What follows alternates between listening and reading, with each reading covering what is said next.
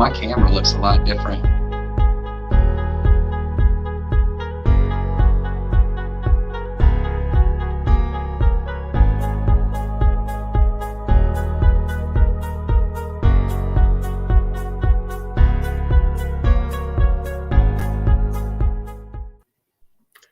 What's going on, everybody? This is Johnny K. Picks, and I'm with my man, Blood Money MMA Bets, Cody, and we're just going to go over some UFC fights for UFC Vegas 48. How you doing, man? Good. How are you, man? Pretty good. This is the first time, so don't judge us too much. So we'll see what's going on here. So let's get going. Let's start with the first fight, which is Jesse Strader and Chad and Helga. I can't say his name, but I know it's a terrible name. I was having problems with it on my breakdown. Oh yeah, I'm not the greatest with names. I'll tell you that. Yeah, there's a lot of terrible ones too in the UFC. Sure. Russian names, man. Oh yeah, those are the worst. You want to start off, or I can start off? Yeah. So for the Jesse, I can start off for the Jesse Strader versus Chad and Helga. I'm taking Helga in the second round. I like him for like a second round TKO because Strader, like, he's good. I watched a bunch of his fights. I watched a bunch of his prelim fights, or I mean, like earlier fights. He fought a lot down in Mexico and stuff. And like, he's good. He has pretty good striking, decent leg kicks. He has really nice body attack, like body to head. I watched him fight Marcelo Rojo in Mexico, and he actually in the first round like dropped Rojo, crumpled him with a body shot, got on, went in for the finish and stuff, and Rojo ended up surviving, getting up and hurting him with knees out of the clinch. But yeah, he's got like really good body headshots. Like, he'll throw like 4 body shots in a row. He's got a decent BJJ, but from what I've seen though, his clinch is pretty terrible too. Like, he'll get beat up real bad in the clinch. And Helga, dude's tough. He's got a win over Brady Heastrand. The dude, yeah, he knocked him out in the third round. So he's got good cardio. He's super tough. He's got good jabs and hooks, good pressure striking, really good uppercuts. I think that the first round is going to be real interesting in this one. I don't got no bets on this fight, but I think the first round is going to be real interesting, competitive and stuff. But I think by like the second and third, and Helga is going to take over and probably catch Strader. It looks like Strader's pretty fragile too. I've seen him get hurt in a couple fights. You've seen Montel Jackson dropped him like twice within like the first minute 30. So yeah, I like Helga in this one. Yeah, I'm right with you too, man. Another thing, like, first thing I saw right off the bat when I was looking at this fight is I think the line is like too wide for this fight. I think it's going to be a little bit closer but I still like Helga to win this one. He is coming off like a 9-win fight streak, which is pretty impressive. I don't care where you're fighting at or not. But let me check out some stuff here. But yeah, I think Helga is pretty tough too. He's durable. I like his cardio as well. Yeah, I think he's good cardio. Yeah, he's good. I think he's good on the feet and the mat too, if it does get there. Strader, the only thing with Strader has good boxing, and he has pretty decent power as well. So, and that 6-inch reach advantage Strader's going to have is going to be a kind of a problem for him. But I think if Helga can get out of the first round, though, I think he's going to take it easy. I think he's going to get like a KO in the second or third round even. Yeah, it's like you said too, though. Being like a debutant for Helga, his first fight, I don't know if he should be minus 275 over anybody in the UFC. You know what I mean? Yeah, that's why I think it even started out at like minus 290 or close to 300. I think it's at 250 right now, minus 250. Yeah, but it's starting to go down because I think people are just taking a stab at it because I mean I think the line's a little too wide. Yeah, because the dude's good, but it's not like he's like some phenom or something. You know that I don't know. I mean. Yeah, Strader's decent enough. We'll see after this fight. We'll know how to bet him better. Definitely going forward. For sure. And I do have like a 2-leg parlay on this one. I did the under 2.5 rounds because I think it's gonna be either like first round knockout by Strader or Helga is gonna get him in the second or early third round because he's gonna be Strader's gonna be gassed. That's what I think too. That's definitely what's the line on that? Was the line on the under 2.5? I think I got it at -140. I think it opened up a little bit lower than that, but let me check it out real quick just to see. Yeah, that's a good line for sure. I mean, and Helga is good. Like he's got TKO. Sorry, it's -170 now, so people are jumping on that. Oh wow, you got it at -140. Yeah, nice. And I think I saw it at like -120, 125. Dang, yeah. So everybody's jumping on that. That sounds like a good play, though. It really does. Yeah, you're staying away from this fight, you said? Yeah, for right now. Yep, I don't have any bets on it. Okay. All right. You have any other little tidbits for this one? Or we're going with Helga? Yeah, and Helga. I like his cardio. I like his cardio, and he seems a lot more durable. So yeah, I see him in a stand-up fight. Okay. So, yeah, let's move on up to the. Let's move to the next one here. We got Diana Bellavida and Gloria de Paula. So for me, this one, I like Bellavida. And I know the lines are I think it's a pick on -110, but I think there's value with Bellavida, honestly. She throws a ton of volume, which is the main thing that I see for her. She throws like 7 strikes per minute landed, I think, and De Paula only throws like 3.5, so it's like half of what she throws. Yep. And another thing that pops out to me is Bellavida is way more experienced. She has way more fights too. Yeah. So 14 years, you know. And I know Bellavida has kind of lost to some suspect people, but she's also beat some pretty good people too. Yeah. Yeah. I like Bellavida in this fight too. Yeah, Bellavida lost to Jojua. So it's a little, what's her name? Liana Jojua. Nick Alexander, what's up? I see me. We got a couple people in the chat now. All right, we got up to 9. Nice. Way more than I expected. Yeah, especially for our first time. Yep. We'll be back. We'll be back and do some more. It's nice because, man, I work midnights. I work Monday through Friday midnights, but I work at Ford, so I've been off for like the last 2.5 weeks. We have a part shortage, so I've been able to actually do a lot more stuff. Because usually, like range show, I could never get on the Capper comparison because I was always at work. But yeah, it's nice to be able to have this off. For real. Do you have any bets on this one? Yeah.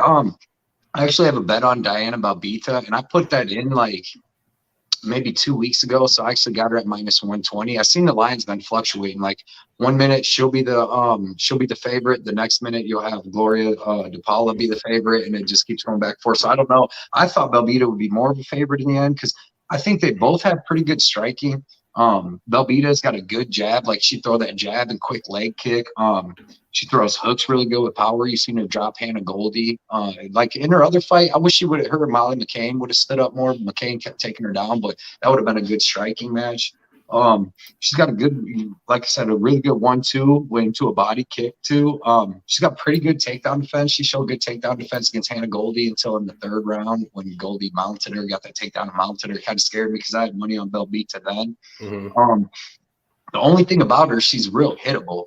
Like she's hit it. She's super tough. She'll take the shots, but she's real hittable. Like Hannah Goldie in the 1st round, lead leg kicked her with her left leg, like 5 clean kicks to the head. Like luckily they're just lead leg ones, so they weren't like KO power.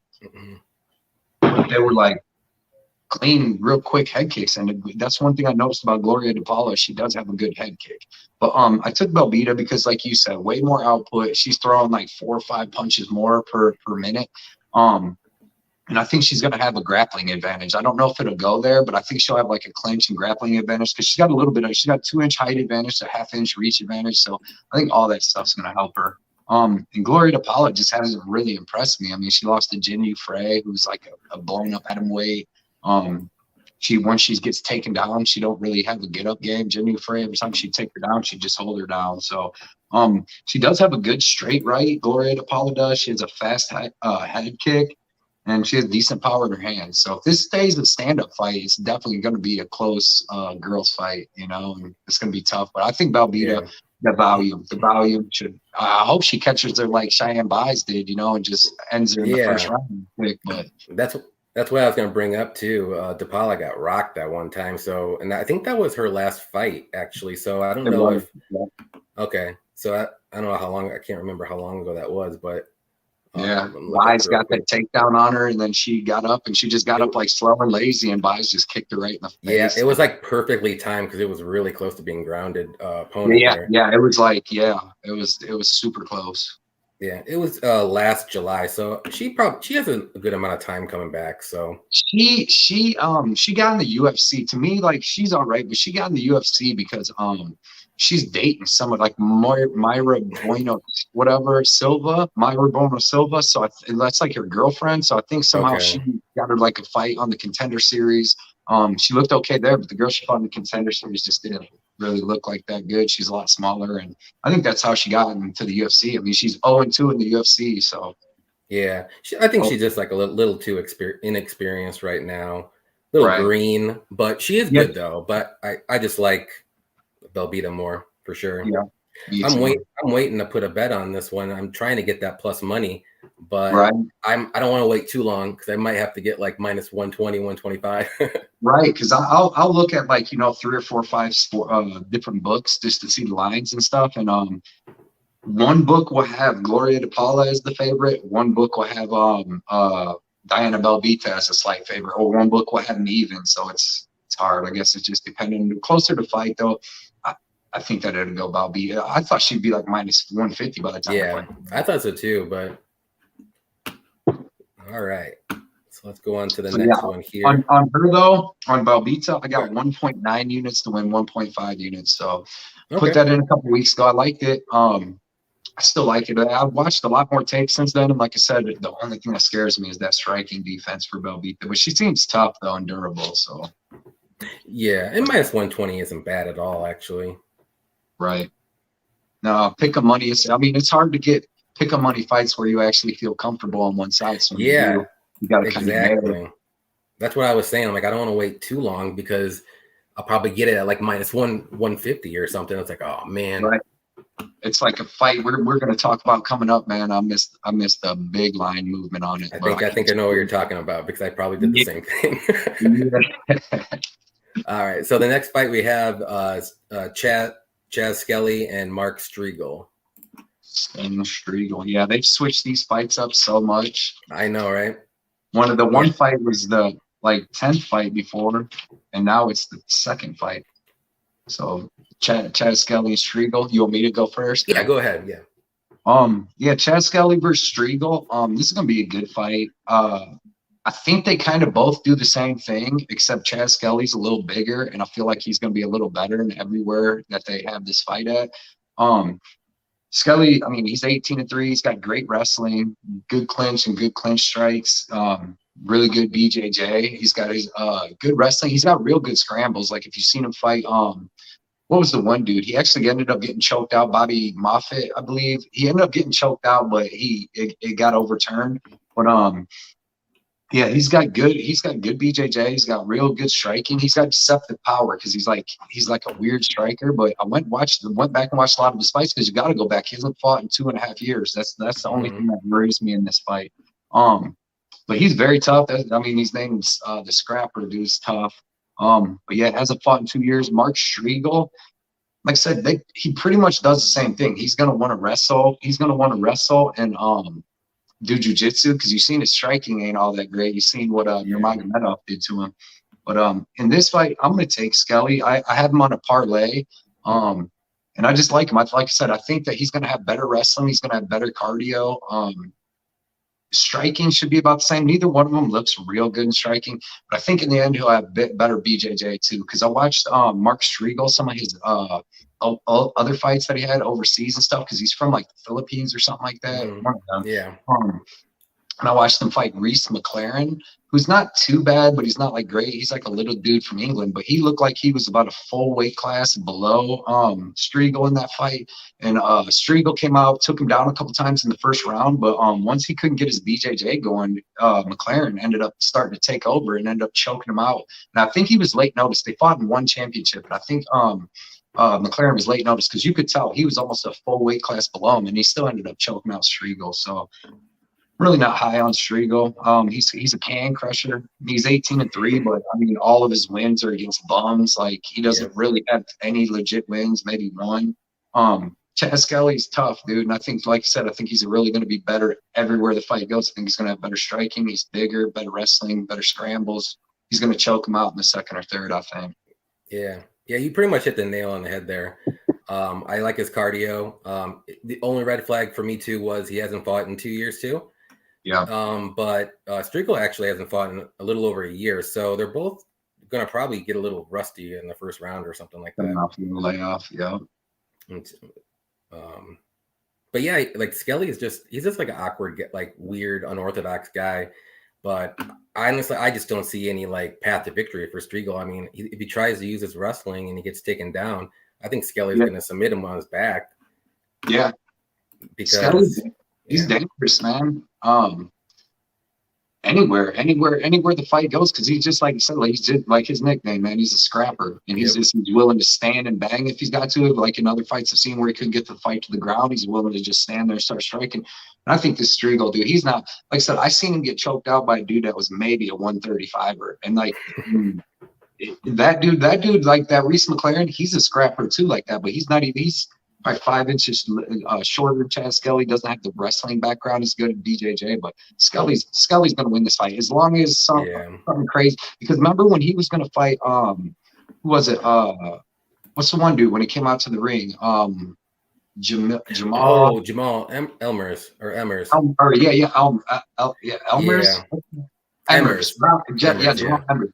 Yeah, when he was going to fight him, I think I picked him in that fight as a big underdog because he's a scrapper and he's good everywhere. So, yeah, when I hear Jamal Emmers, I think of Pat Sabatini every time because I had a bet on Emmers and when it just kills me every time I hear that name. Went leg lock with a dude that specializes in leg locks. He just followed him to the ground. I'm like, no, just make him get up and then hit him again. That's all I gotta do. Right. Man, Sabatini's the real deal, though, man. That dude's good. Yeah, I gotta stop betting against Sabatini, man. I think that's the second time I bet against him. Yeah, he got me on Lutz too, man. He dominated Tucker Lutz, dude. It was dominated him. Yep. I dominated him. That sucked. There wasn't even one spot in the fight where you're like, all right, you could get a little hyped up. It was terrible. Yeah. I do got Skelly though in a parlay. You want me to just? You think I should say it now or just when we get there? Oh yeah, you can go ahead and say it. Yeah. Yeah, I got Skelly with Well, we'll wait till we get there, so I don't really. Okay. Yeah, I also got Skelly in a parlay. I think I did a 3-fighter parlay with him and a couple other guys. Right. I was pretty confident with because he's one of the most confident ones I'm on the card for me. That's how I thought until like Pierce got this bad late replacement guy.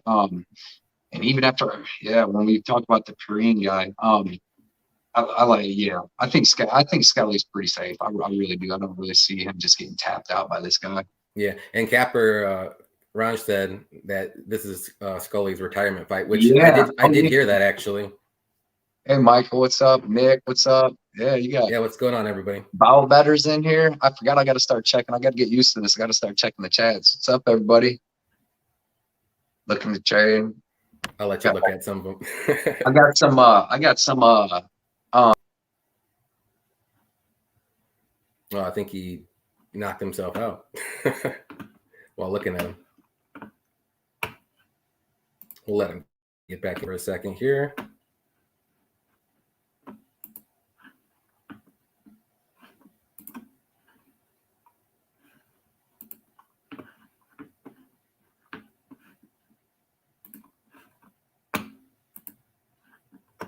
All right, so while he gets going and comes back in, I'll go ahead and go to the next card here. Our next fight, which is going to be Jessica Rose Clark and Stephanie Edgar. Okay, it looks like he's going to come back in.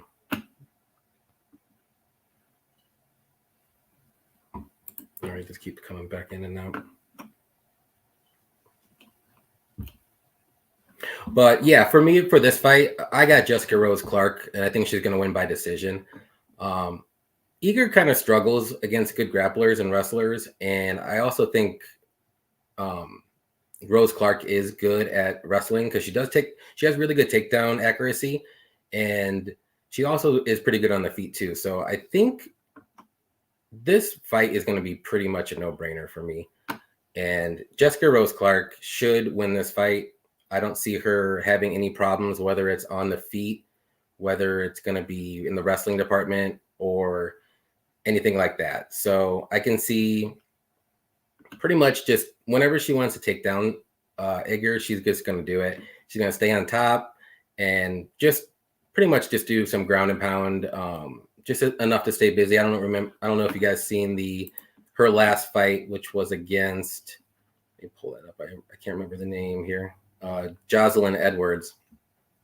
All she did was take her down every time, and then she just stayed busy on top, and then that's how she won the fight.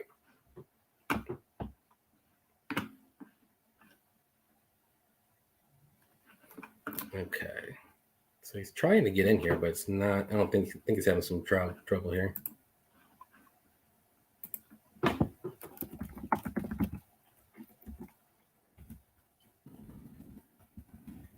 Message him real quick here.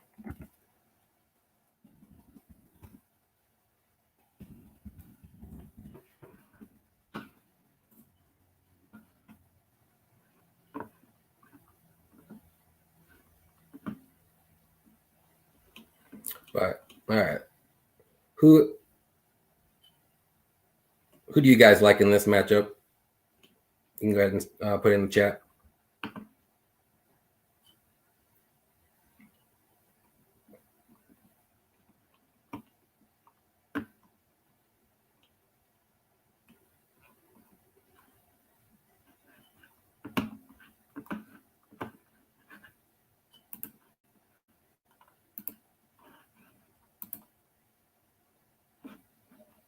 All right. Yeah, he's having some troubles, I guess.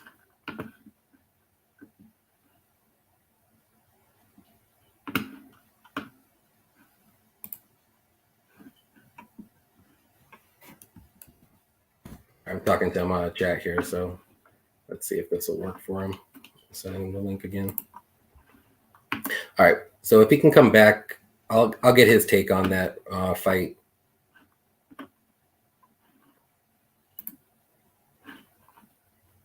So Nick said, I think Jessie Jess wins in the fight and the beauty contest. Yeah, I can see that for sure.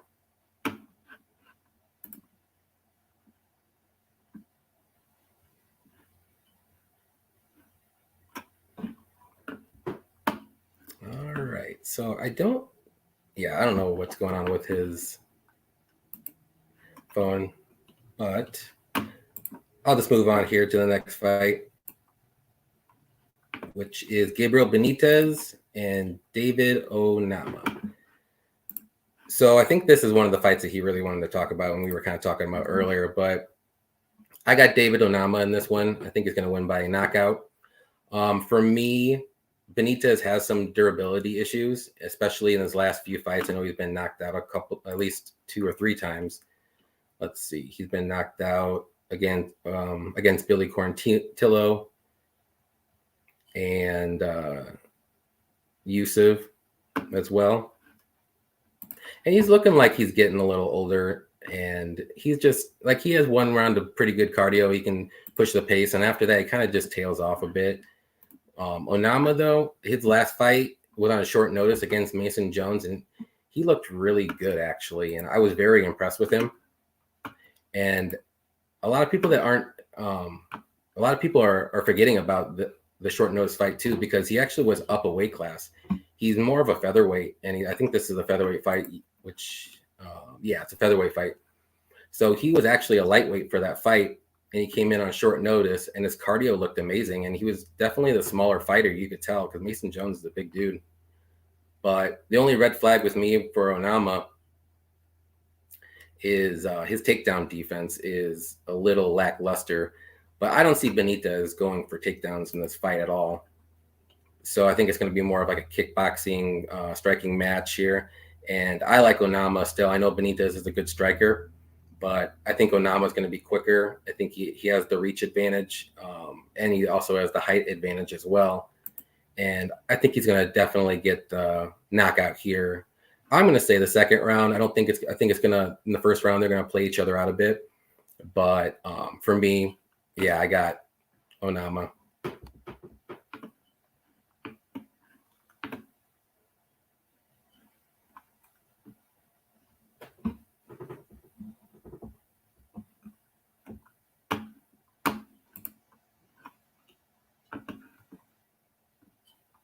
All right, so we'll move on to the next one here. And like I said, if Blood Money can come back, I'll get all of his stuff too as well.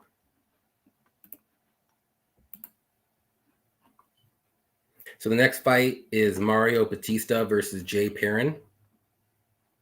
So in this fight, I know Batista was supposed to fight Khalid Taha, I think, but this was like a last minute addition. And I didn't really do too much research on Perrin, but I do think Batista is still going to win. I think he's going to win by decision. Perrin's a pretty decent, durable guy. He's more of a grappler.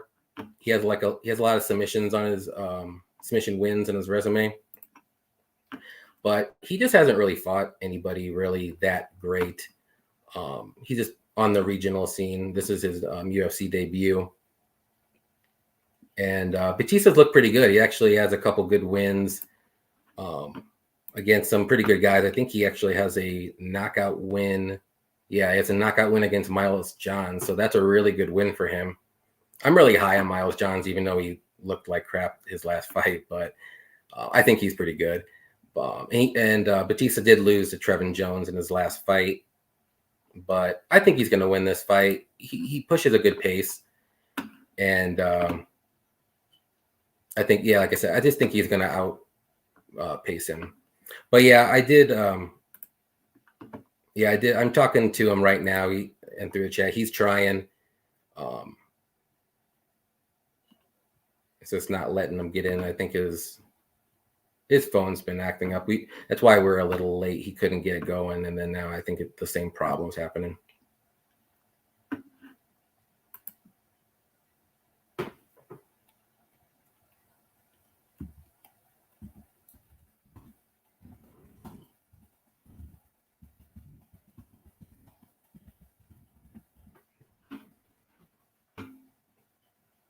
Okay, so we'll go on to the next fight here, which is Jonathan Pierce and Christian Rodriguez. So this is Christian Rodriguez's UFC debut, and his last fight on the Contender Series, he did look pretty good. He's pretty much only a boxer. I haven't seen him on the ground too much if he's been on there. He's 7-0. But I think this is a pretty big step up in competition for him. I do think Pierce is going to win this fight. Pierce is going to be the better grappler for sure. On the feet, Pierce is a pretty good striker, but I think Christian Rodriguez might have a slight edge with his boxing. But like I said, I just think Pierce is going to get the takedowns in this fight. And once that happens, I just don't trust what Christian is going to do on the ground, because Pierce is more experienced, and I just think this is a pretty easy choice for if you want to bet Pierce. But I know the line doesn't look that great. I think he's like minus 350, but that's probably where he should be. So yeah, for me, I'm just going to say Pierce is going to win by maybe like a second or third round submission. I don't think it's going to be right away, but yeah, he shouldn't have any problem whatsoever winning this fight.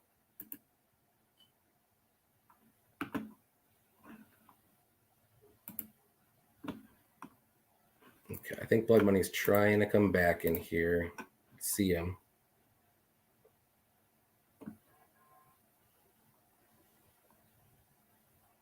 Give him a couple seconds here.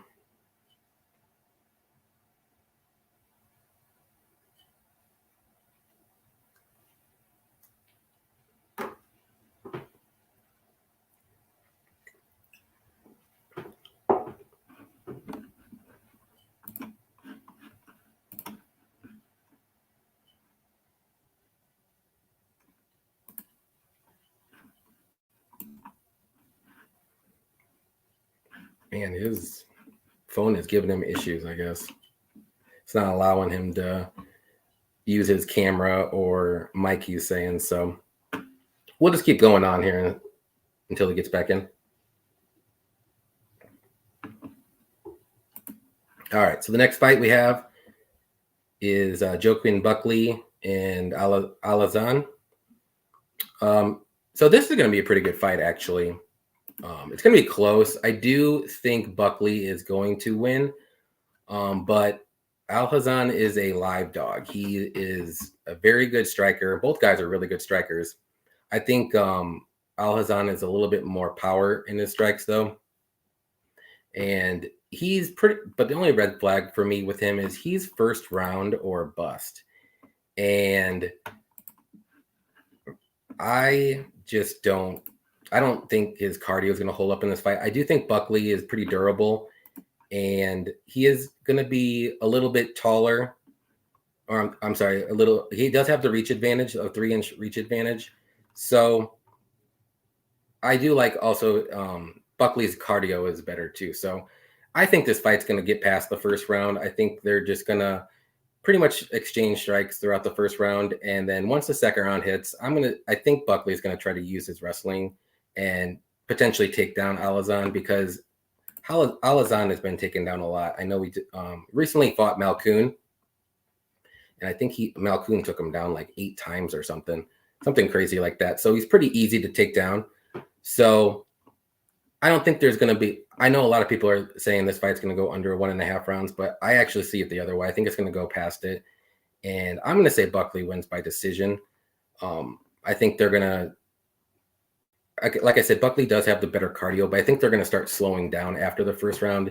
And I don't see the power staying with both these guys as it goes. So, yeah, that's going to be my pick. I'm going to pick Buckley to win that by decision.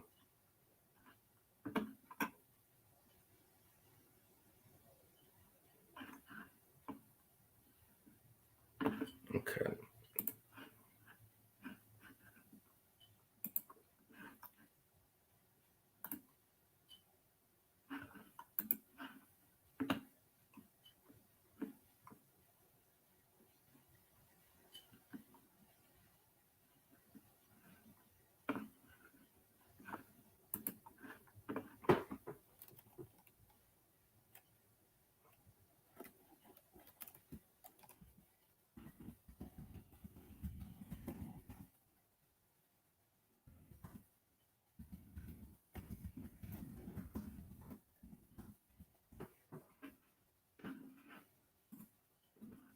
Okay, I think Blood Money is back. There he is. Hey, what's up? Dude, technology. Having some phone problems today, man. Yeah, I did this on Range's show on Capper Comparison where I was looking in the chat and then I exited out instead of just exiting back to the screen. But then every time I would try to go back to our link, it was muting my mic. But then once I hit another button, then it finally I hit this other button and then it sent me to a www link. I'm back. I'm finally back. Sorry about that, man. Oh, you're fine. I went over like 3 or 4 fights actually while you're gone. So if you want to jump in, we stopped at the Jessica Rose Clark and Stephanie Edgar fight. Okay. You want to put in whatever you like with that one. I'll jump in with some. I guess I already went over all this stuff. Okay, yeah. With the Jessica Rose Clark, Stephanie Edgar. I didn't bet this, and I kind of wanted to, but my bet would have been Stephanie Edgar plus 160. To be honest. Okay. I don't know. It's not like I just see her winning the fight easily, but as a dog, she's got a good shot. If you watch her fight against Tracy Cortez, who's good. I mean, she's a really, really good prospect. She was fighting good, and that was 2 years ago. And then when she came back, so she looked good in her loss. And then when she came back against Shanna Young, dude, she looked really good. I mean, she was manhandling her. Her striking has come along a lot compared to earlier in her career. She's got long striking, decent long striking, but it's kind of slow. She's got kind of suspect takedown defense. She's got good judo, but she's got good BJJ. She likes being on the ground. You've seen with Shanna Young, if she gets on top, she's dropping elbows. She's just a great fighter. I think as far as for jiu-jitsu and grappling on top. She's got real good cardio. She's got like a decent for a girl, like a head and arm throw, takedown and stuff. She got some judo throws a little bit. And she never stops moving, and she's got great cardio. And I know what like Jessica Rose Clark, I think she'll probably have better striking than Stephanie Edgar for sure. But the grappling might be kind of even. But I just think it's a close fight because Jessica Rose Clark is not no like phenom. Like she's been beat a bunch. She's like good. Yeah. She's good everywhere. But to be -200, I think Stephanie Edgar is like good. Good. If she's fighting Jessica Alpar or something again. But yeah, I stayed away from this one too because this was just too the odds were too high for me to want to pick Jessica Rose Clark because I do think she probably ends up winning the fight, but not like 7 out of 10 times or something like they had the odds at. Yeah. Yeah, that's what I said too. I do think Jessica Rose Clark has the better striking too. I do favor her wrestling a little bit, but I could see with the BJJ though, Edgar being a little bit better for sure. She's got really good cardio too, man. Yeah, and actually, it's funny that you said that you were thinking about betting Edgar. I was actually thinking about doing Jessica Rose Clark, but I don't want to lay that -190 to -200, whatever it's at now. It's so much. It's just like it's too close of a fight to do it. If she was because that's what I'm saying. There's past the victory for Edgar, and yeah, it's -200. Like I'd feel comfortable at like -140 for Jessica Rose Clark, and then loading it up. But I mean, I definitely see what's the over at on this. Do you know? I can look real quick. Because both these girls are tough and durable. I mean, you seen Edgar though stop that Shanna Young last fight, man. She looked good the whole way through, striking, wrestling, grappling, all that. So it's gonna be a close one, man. And yeah, just because, and it's more like for me, if I'm gonna take a big favorite, like even if I put in a parlay and it has a couple big favorites, it's the only way I do a parlay is that really if I think both of them dudes or both the people, guy or girl, are gonna run through their opponent. Like I don't want to have. Like last week, I kept Morozov off all my tickets and all that because, like, I know he's good, but like when you're fighting a dude like Douglas De Silva and D'Andrade, man, the guy's 27-4, like he's a scrapper. It's never going to be easy. He's going to be there all 15 minutes. I want, bums. I want that dude Nick Diaz's friend that came in against Semmelsberger and got touched once. I want them kind of people when I put in like a parlay because. Exactly. The over 2.5 is actually -200, so it's not too bad. That's not really. You parlay it. Right. Even if you, I mean, because I'm better start a little lower, but I mean, even if you just played that straight, I know it's hard to do, but if you do 2 units, that's almost an easy 1 unit. Like it doesn't sound like making much. Like that's what I always say. Like in my parlays rarely ever pay like over even money. You know what I mean? Like I might put 2.5 units to win like 1.9 units, but it don't pay a lot, but it pays. You know what I mean? They'll end up exactly. So that's the most important thing. Yeah, as long as you're cashing, it doesn't matter how much you're making. Yeah, especially if you look at it like, I mean, I know it's fun. It's like gambling and stuff. It's fun, but if you look at it over, say, if you want to do this for 10 years, if you can just stack 50 to $100, half unit, whatever your unit is every week, you're going to build up a big pot, and then after a year or two, you can start betting bigger, making 100. If you're going from $10 bets eventually up to 100 or whatever, 100 to 1,000, but you just got to build it up slowly. It took me a while to learn that because I used to be, you know what I mean, like we just want to win $800 this weekend. I need 8 units, whatever. I need that weekend. I want to hit these 4 fights, and it would always you hit 3 out of 4, man. Yeah, it's those parlays like we talked about, man. It's just tough hitting them. I went risky, man. I'm gonna look at the chat real quick. Oh man, here we go. We're gonna mess now. I'm joking. Here we go. Here we go. Bow Better, what's up? BCS Express, what's up? Just got off work. Dirty Reg, what's up? Who'd Reg say was his favorite to shit the bed? Who was it again? Sorry. Dirty Reg said somebody was he said it's my favorite. Just somebody like one of these 5, maybe Jessica Rose. Alex Perez. Can you see that on your phone? Not Perez though. It's Alejandro Perez, you mean? Or Alex Perez. Hey, he put Alex Perez. Oh, I see what he's saying. Yeah, Dirty Reds. I actually had a $50 bet on Matt Schnell. Man, all the value was on him, dude. All the value. Thanks, Bout Better. You're awesome too, man. You're awesome too. Yeah, that's awesome. We got some people watching, talking. Yeah. Cool, man. Michael's here. So Yeah, we got a lot of people now. We got up to 18. oh, that's sweet. Yeah, but yeah, man, like I said, I didn't bet this fight again because I just couldn't pick a clear winner. And Yeah. the odds were close. If it was close to a pick 'em, I'm going Jessica Rose Clark. Yeah. If anything I do, it's going to be that over 2.5. Actually, the minus 200 is looking or sounding pretty good, actually. That's a really good bet. I feel like that's see, I don't bet online either.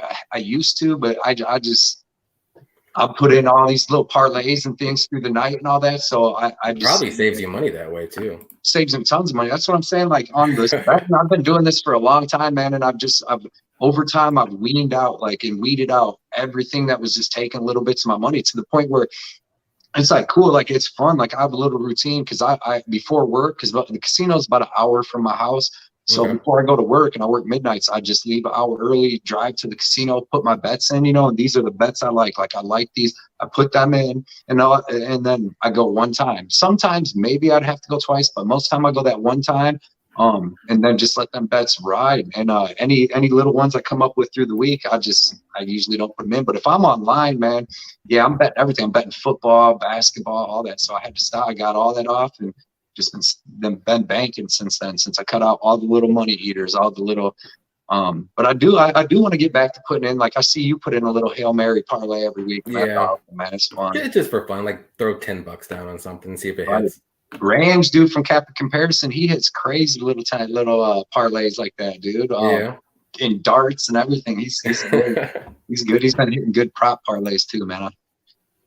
So what other fights though did I miss? So that was okay. I was gonna say next fight I went over a little bit was Gabriel Benitez and David Onama. I know you want to talk about this one. Yeah. I'm super high on Onama this week, man. Yeah, me too. Dude, he impressed me. Excuse me, I had a lot of money on Mason Jones when they fought, and I was sweating that the whole time, dude. Same. If Mason Jones is a beast, like I'm so high on him as a prospect. He's so well rounded and everywhere. And if he didn't have like the most top notch cardio and be well rounded in every aspect of MMA, David Onama would have beat him. And he came in on a week notice, up a weight class. He only weighed in at like 152, and dude, he gave Mason Jones everything he could handle. So coming down to 145 is natural weight class. If you go back, Onama, dude, if you go back to his amateurs, he's like 16 or 17-0. Well, before the Mason Jones fight, but it's hard to count that fight because, like I said, up a weight class, short notice, and he looked so good. But dude, he's got a really stiff jab, really good jab. He's got good wrestling, a good get up game. We didn't see much of it in that fight, but they say he's got really good wrestling, but like I said, Mason Jones was so much. He probably had 15 pounds on him or 20 pounds, and Mason Jones has good wrestling. But he's constantly throwing punches, working a clinch. Like I said, he got taken down, but he would get up and just be throwing like 8 to 10 punch combinations. Looked really good cardio through the first 2 rounds. And showed great toughness. You know what I mean? Mason Jones cracking him, and as soon as Jones cracked him, he cracked him right back. I was saying too, like if he didn't get taken down that much, I think he could have potentially got a knockout because I saw Mason Jones starting to fade in the third. Dude, he was. He has really good cardio. That's the craziest part. He just kept getting up. I think he got taken down like 8 times or something. Yeah, and in the third, he finally started accepting a little bit. Like I said, I don't even really count that because in 4 to 5 years, if everything goes the way it's going, because Mason Jones is young. He's like 23 or 24, maybe even younger. That dude might be fighting for a title. Like he's well-rounded, and this dude gave him everything he could have. So up a weight class and everything. That's the most impressive thing for me. He was up a weight class, and he looked like the smaller fighter. You could totally tell. Yeah, he's 5'11". That's what I like in this one. I mean, he's 5'11" with the 74-inch reach, where Benitez is 5'8" with the 71-inch reach. Benitez is a 34-year-old featherweight, which is never good. You know what I mean? He's usually used to being like kind of the bigger man at featherweight. He's decent size at 5'8", but Onama's going to have a huge height and reach advantage.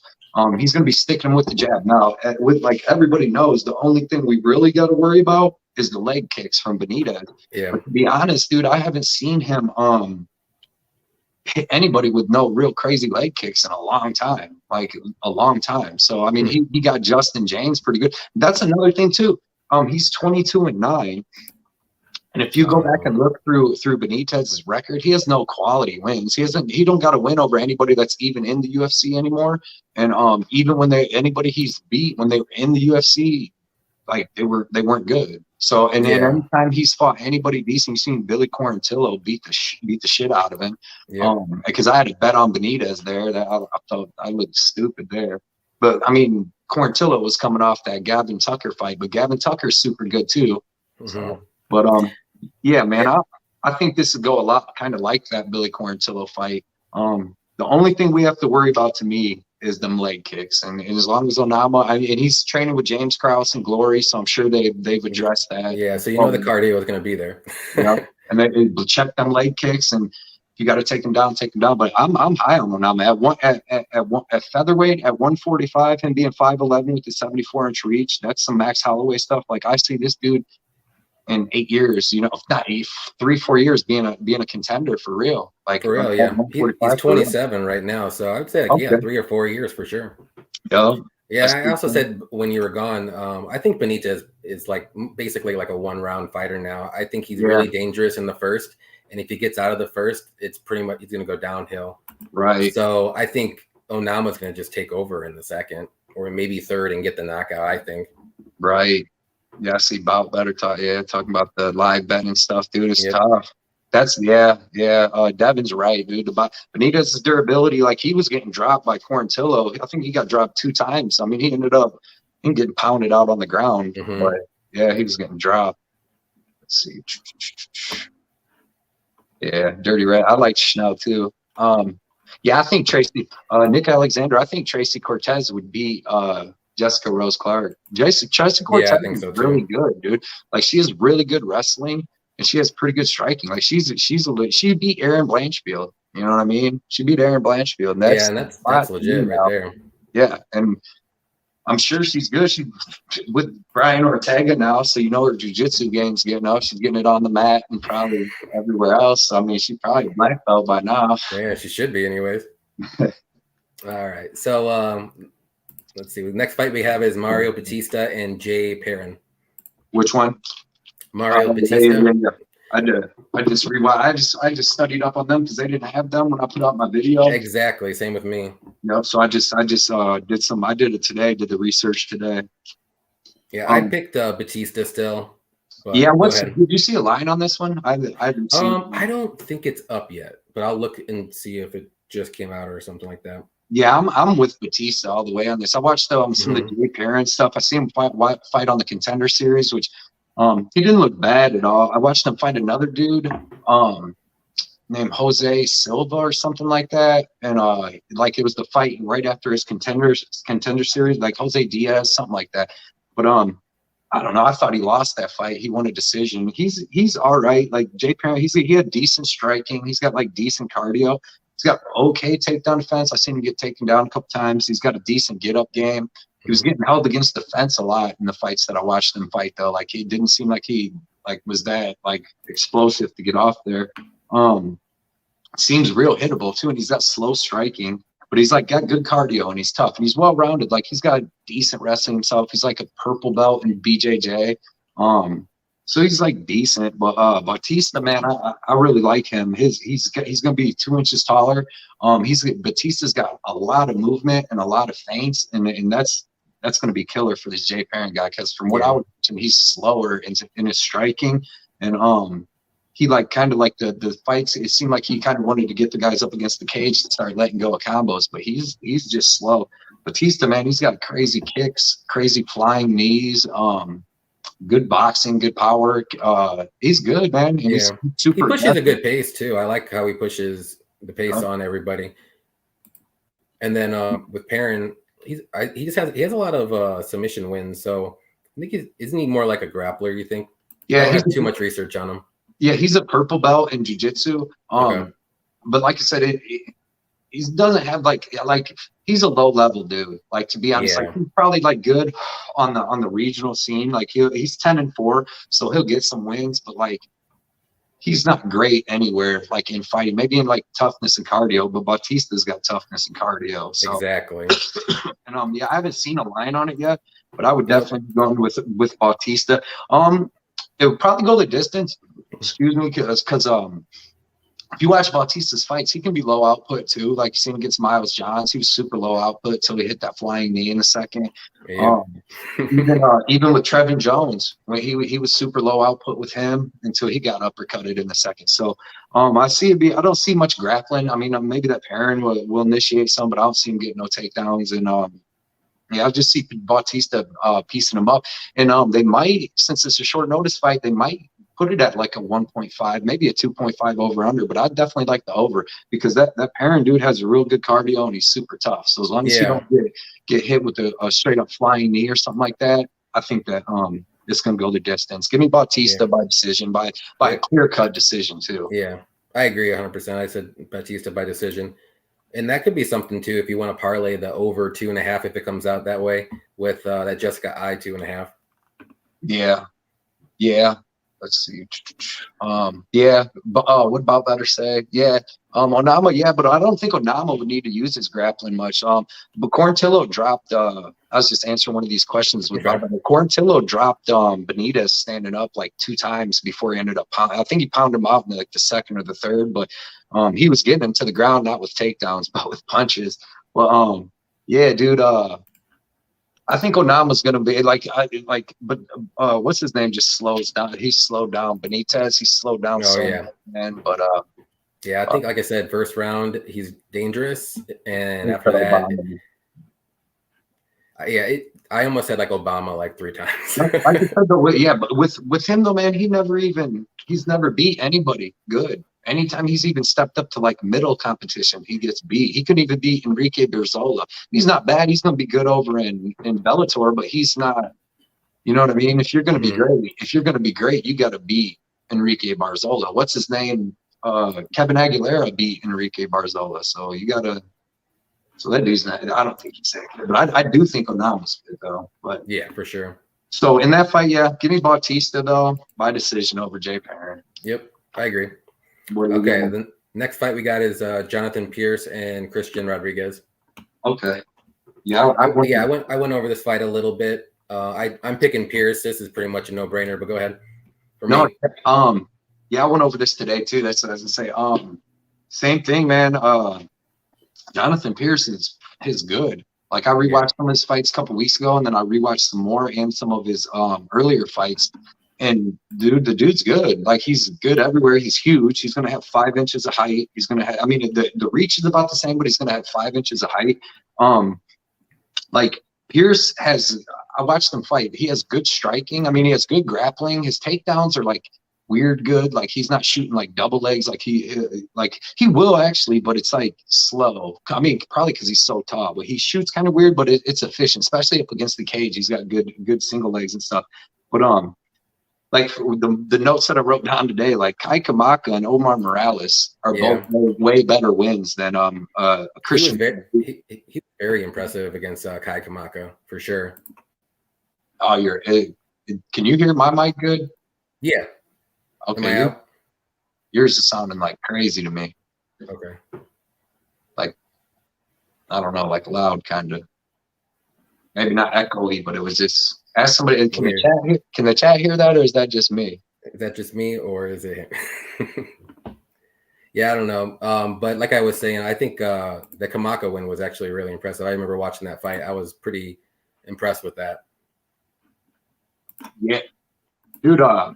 Pierce, man, he actually impressed me watching his stuff again, like against Kai Kamaka and against Morales. He had good striking. His striking was better than I thought. He actually, with Kai Kamaka, he struck with him pretty much the whole first round. Because when I was trying to remember it from before, I just remember Pierce dominating him, and I thought Pierce just wrestled the crap out of him in the first round and the second. But he really stood with him in the first round. He couldn't really get the takedowns right off the bat. He got one towards the end, but in the second round, but he was standing and looked pretty good with Kai Kamaka. And Kai Kamaka has great striking, especially in the first round. You know what I mean? Before he starts to go down. But I really like I like Pierce's striking, and anytime that he's going to get on top of Rodriguez, I was watching his stuff all the way back to his amateurs, and I mean he looked good against the Cortez dude on the Contender Series, but Cortez is terrible. That dude's he's not good at all. So like he did look pretty good on that, but even so, like.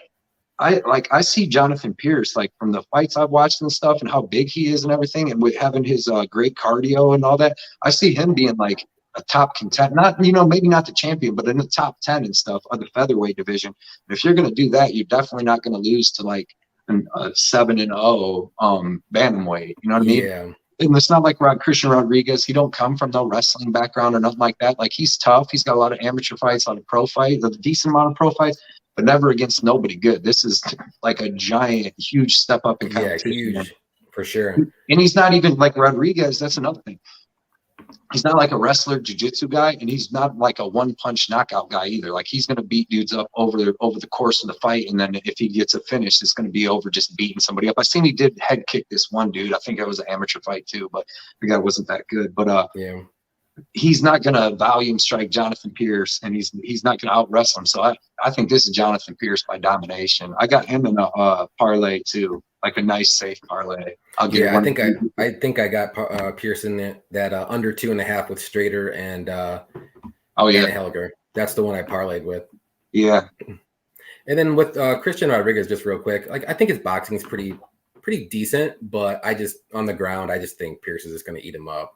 And he's so much bigger, dude. Yeah. I mean, Pierce probably have like 15 to 20 pounds maybe on him come fight night, because Rodriguez ain't a big dude, man. I mean, he's a bantamweight. He's 5'7", 71.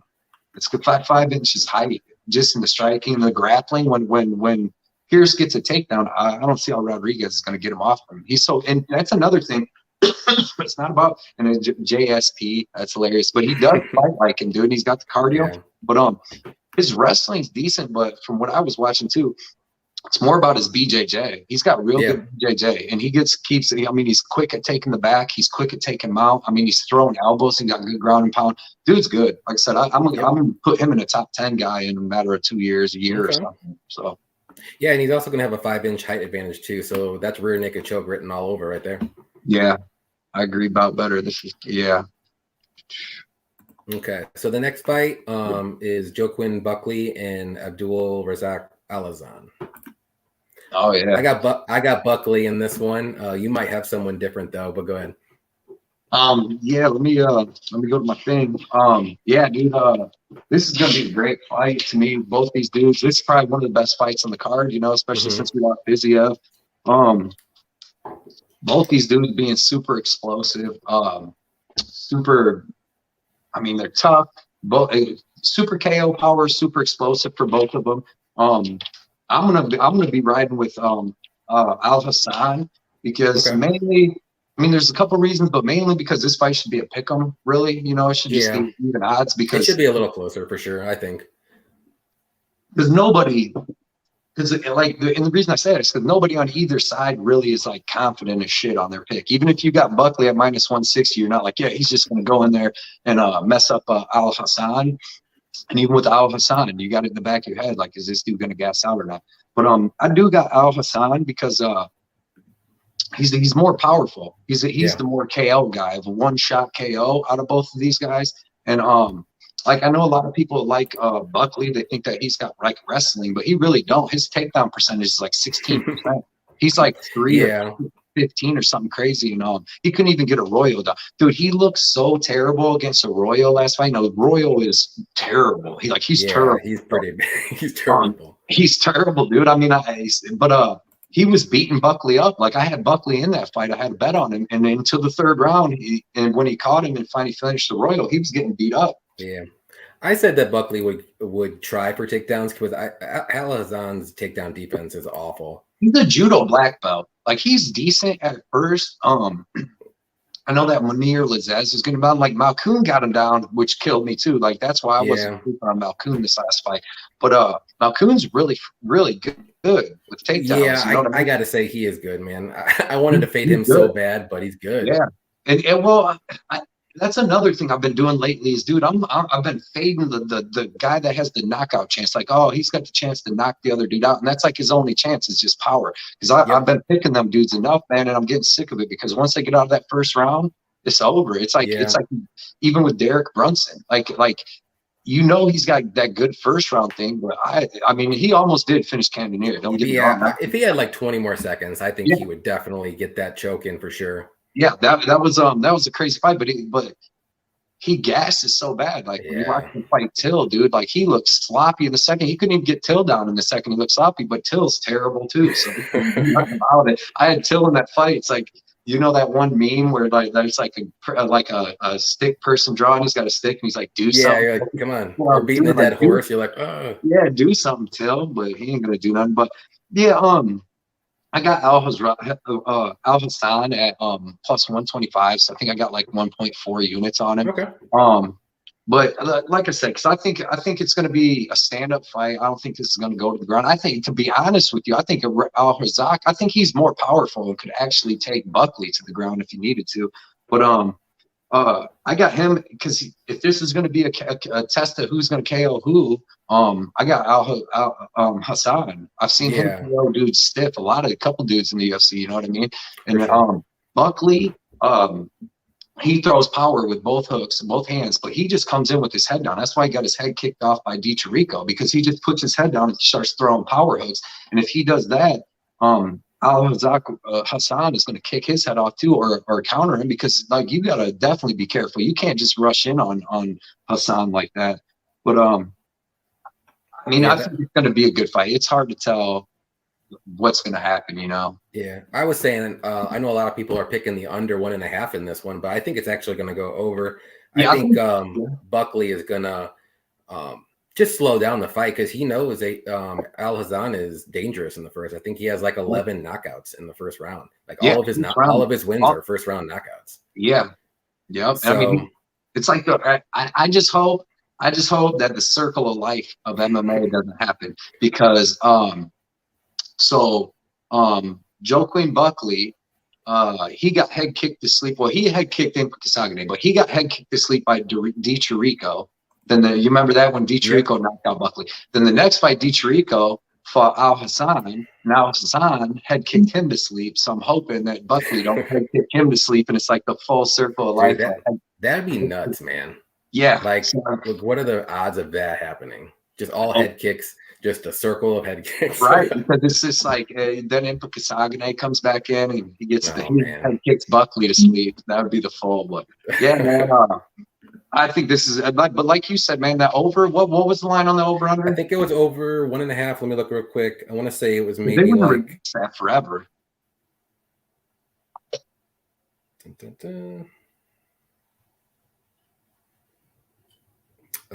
Actually, it's not that bad. It's minus 115 both, over or under. So it's kind of a pick 'em, I guess.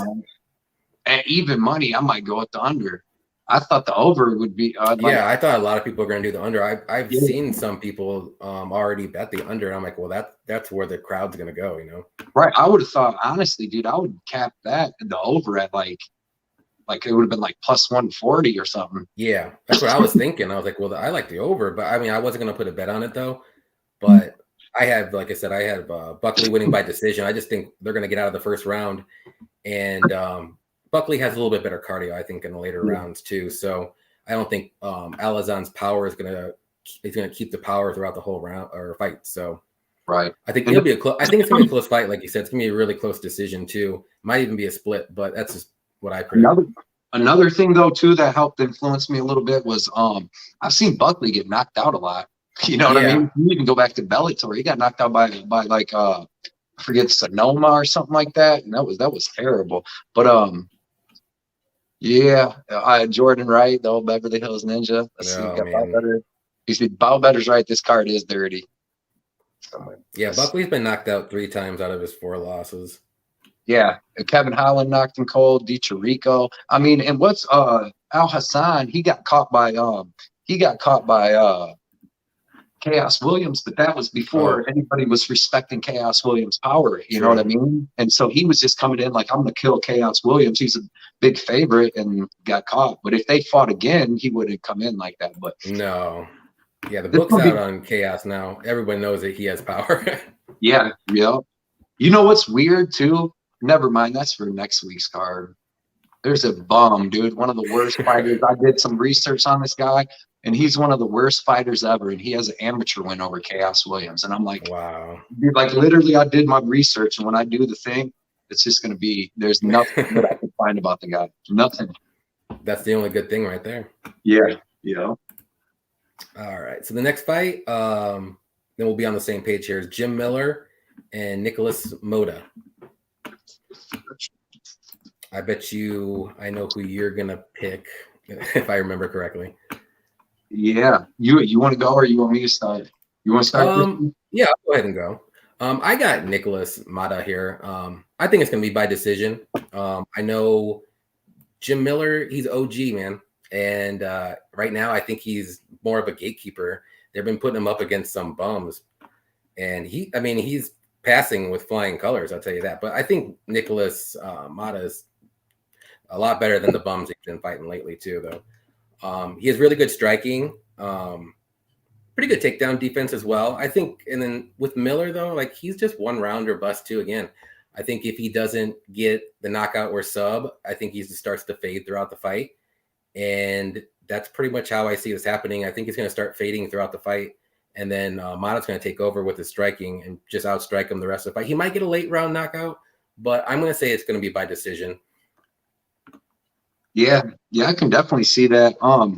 I watched a bunch of tape again on both these guys. Yeah, I've been watching so much tape lately, man. It takes so much time. Like people don't. Yeah, you got time off too, so that's how. And even though like that's a good thing though now too is like I can still watch a little bit at work too. I can get a little bit and I can get reception, but no here, man, it takes there's a lot of work that goes into this stuff that a lot of people they don't see. For sure. Watching this is another fight I'm staying away from. If I was gonna bet it, I wanted to bet Jim Miller, but only because a couple past the victory and he's plus 160. Again, if this was even money, probably be going with Mota. Like you said, dude, Mota's got good boxing. He comes from Muay Thai background. He's got real good boxing. He's got nice head kicks. He's got KO power, throws in combination. He does have 2 first-round losses though. He got knocked out by like a guy that wasn't all that great, but it's early. He was maybe like 6-1 in his career. He just got hit with a check hook. Let's see. He likes to get in firefights though, which if Jim Miller can't get the takedowns and stuff, he'll end up going into firefights. And Jim Miller is okay with that too. Yeah, and from what I've seen, like this dude has okay wrestling defense, like especially in the first round, pretty decent takedown defense, and a good get up game. He's pretty explosive like that.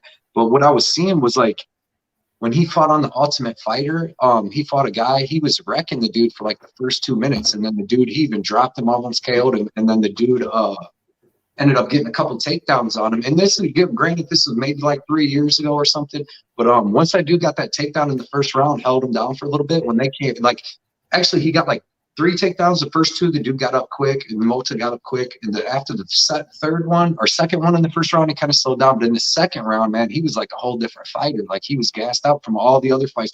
He's like, so it's like he has really good striking cardio, but maybe not the best grappling cardio. But like I said, that was a while ago.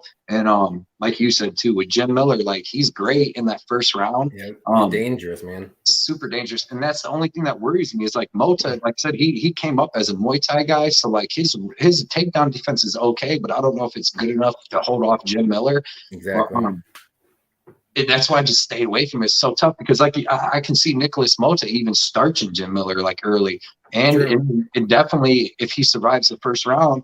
But that was another thing even watching Jim Miller's fights with even like Vince Pichel and Joe Selecki. He came out in the third round and still had it like, because I actually bet against him in both, and he still was fighting tough in the third round, and which actually shocked me. So, and he was that was another thing, like Vince Pichel, he's good, you know what I mean? Like he's real good. He's got good takedown defense, good ground game. And rewatching that fight, man, Jim Miller in the first round took him down. He easily won the first round. He was taking him down. Even in the second round, he got the first takedown in the second round, and then he got reversed. But I don't know, man. This is one of them ones where, like I said, I just stayed away because it might be too much too soon for Nicholas Mota. Like you throwing this dude in for his first fight in the UFC with the dude that's got the most fights in the UFC, this would make him 2 above the next person. He's got this would make 39 and the next person 37. He knows all the tricks of the trade. And this Mota, he probably knows some of the tricks of the trade, but nothing like Jim Miller. You know what I mean? Yeah. So I stayed away from it, but I thought the value was on Jim Miller. But, Yeah, I can see the value being on Miller for sure. I'm staying away from it as well. I think my two underdogs. I know I didn't pick them, but is Alhassan and Miller. Those are my two on the card that I would pick. But I just don't think they're going to win though, unfortunately. But those would be the best two underdogs of the night. If you were playing DraftKings, I'd definitely go with Jim Miller, because even if he does get beat, which that's another crazy thing. Even if he gets beat, he's going to get a lot of points, but he has a good chance to win.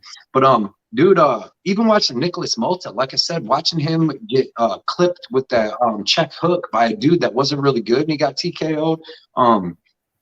I don't know. Jim Miller's striking's good. Like it's underrated. Like he knocked that last guy out. He was in a firefight with that last Gonzalez dude, and ended up knocking him out in the second round, dude. And that was the bad thing with him though. Eric Gonzalez was a trash can. Right. I mean, he was stunning Jim Miller, because I remember in that fight it was like back and forth, and then it looked like Jim Miller was done, and then the old vet came back and won it. Yeah, it was a cool fight, man. I'll tell you that. I was impressed with Miller. Who's Mota's best win? I think he beat Joe Selecki. Yeah, he does have a win over Selecki, which is definitely good. And I know that was on. Like you said, it's either. Like I just didn't even bet it because I couldn't even I couldn't figure it out. Yeah, I'm just too scared either way. I mean, I'm picking Mota, but like if I pick Jim Miller, I'm going to be scared. And if I pick Mota or bet him, I'm going to be scared as well. Yeah. He's 5-5. I was looking at the chat, but his losses are against studs. Yeah, he's got some. He lost to some good guys for real. Definitely know how to. So what did you put Mota in? You had him in just like a straight bet or some parlays. I could see him winning. That's what I'm saying.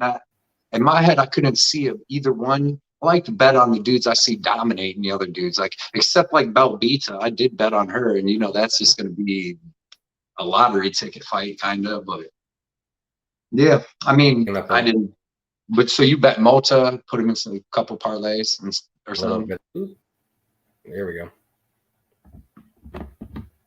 It's like, man, like it's just so risky to go against Jim Miller. Remember Roosevelt Roberts? Like all these up and comers, you're like, oh, this dude's gonna smoke Jim Miller. Comes in first round, tapped out, because it's just they're just getting something. They just don't know what they're doing. Yep. All right, so let's go on to the next one here. Probably the people's main event here. Parker Porter and Alan Baudot. You got this one. Another one. I got Parker Porter, but it's another fight I didn't bet on, because, like I said, some fight. Last card I had like 9 bets. This fight, this card I only have 5. I had 6, but I had Batista over Khalil Taha, and that fell off. But I just stayed away from this one because the line's too big. Like I think Parker Porter's gonna win, but like if you watch Alan Baudot, like when he fought Nascimento and stuff, like he's actually pretty good, but he's only got, like I said this the other day, like he's good. He's got good striking. He's like if you ordered Cyril Gane from Wish, he's what would show up, because you get him. He moves around. He throws a lot of strikes. Like he's pretty good. But he's only got like 4 minutes and 30 seconds of cardio and only like 5 minutes and 15 seconds of heart. So man, it's like it's either he's going to knock. So if you're going to bet Baudot, just bet him in the first round knockout. Yep. So either he's going to catch Porter, like who was it? Chris Daukas. Chris Daukas caught Parker Porter pretty quick, but if he's first round or bust to me, I mean, I don't know if he can fix that cardio, dude. He looks so good. I had a bet on Nascimento. Actually, I bet the under 1.5. And the first round, he beats Nascimento up.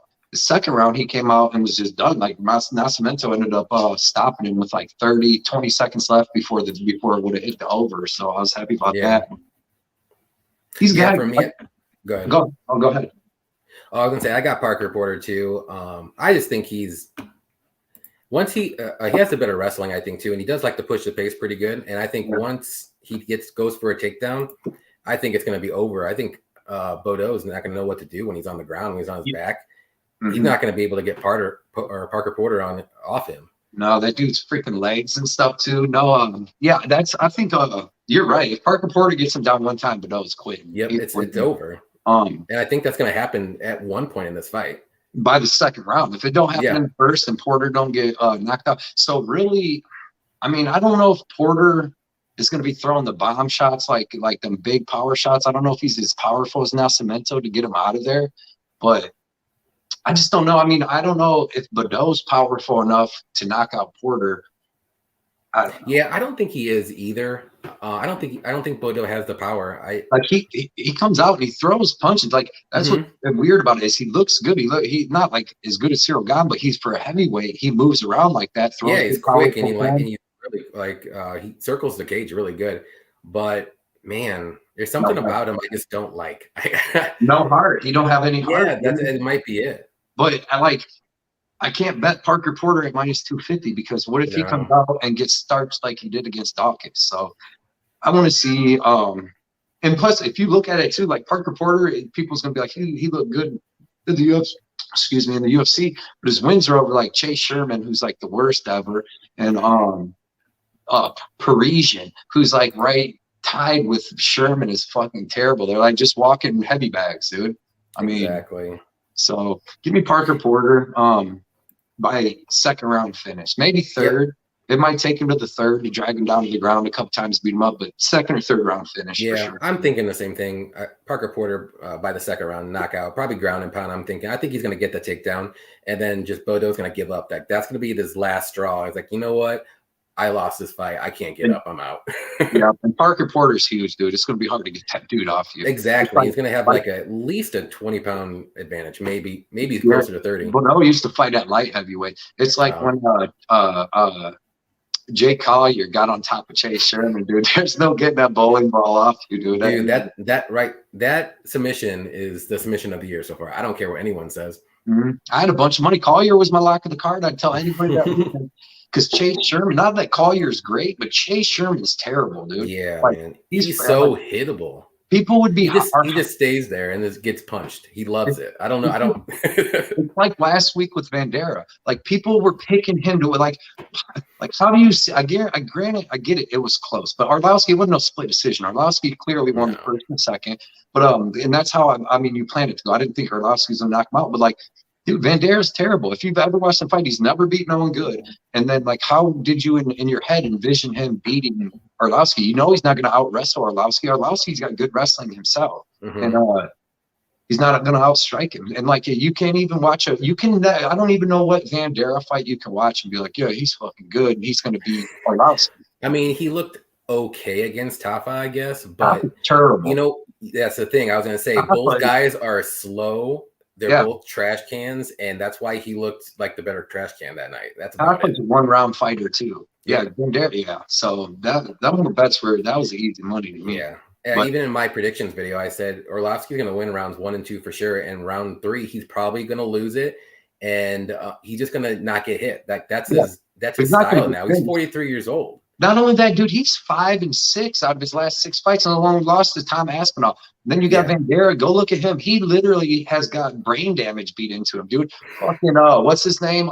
King Kong Romanov. Oh yeah, get out of him, dude. Sergey Spivak was a good one. They went donkey pound on him, bro. Because he was calling out speed, dude. Spivak beat him so bloody. Like, what gave you any confidence in that? You know, what gave somebody confidence in Vandera? You've only seen him take beatings, dude. I think the people that only picked Vandera because they like that plus money. That's about it. Yep. Hey, who's ended up being the co-main on this then? It's the next fight actually we're gonna go into Kyle Daukas and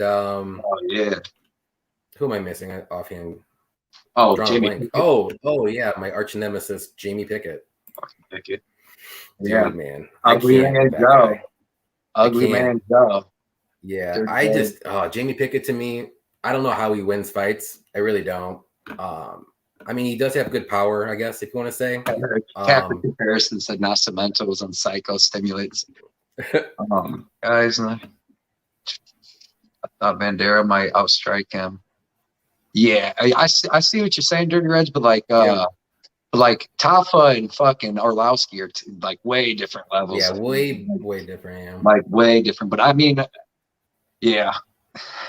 Well, Bandera's like a walking heavy, and I see like what I knew most in that fight, real quick, was like Arlovski was gonna do what he does to these fucking volume striking heavyweights that are prospects that volume strike and dude, Homer Simpson, just call Bandera the Homer Simpson, but Arlovski backs up, right? Lets them dudes come in, these up and coming dudes, and like Tanner Boser, all them dudes, and he fucking cracks them one fucking time on a counter coming forward where he jumps in, and dude, they go to throwing half the punches they usually would. Like he rocked Bandera a couple times. I don't know if you see one time he rocked him in the first round, and it's like it's just how Arlovski got better. And with age and stuff is because he's smarter. And like he got knocked out probably two or three times in his career when he had somebody rock, like when he fucked Fedor up. Remember he was fucking Fedor up in what was that, like Affliction or some shit back in the day? And he went in to finish him and Fedor just finished him real quick. That's happened to him a couple times. So he's gotten smarter now. So when he rocks him, he don't just go in for the finish. But yeah, man, I thought that was kind of easy money. I should have bet way more on him. Yeah, I was thinking the same thing. I should have bet a decision prop bet. I mean, that's plus, I think it was like plus 130 or something. I didn't pull the trigger. And I'm like, that was easy money. I know Range from Capper Comparison. He put him in. He had like a 3-fight parlay when I was just watching his last one where he hit with it was like Bobby Green by decision, him by decision, and Arlovski by decision and something else, man. He's been hitting. Yeah. Okay, let's see. But yeah, Kyle Daukas and Jamie Pickett, I kind of went into this already, but yeah, I don't know how Jamie Pickett is winning these fights. I know he's on like a 2-fight win streak right now. You want to know a secret? Nah, you got the secret to the 2-fight win streak for not a good fighter like Pickett is the fight hands. Ugly Man Joe, fucker, dude, cost me money. I bet on him. He's not good. Like, he's not bad, but he's got a round in him of good, decent. Obviously, he's not good. Like, he got pretty much dominated for the last 2 rounds.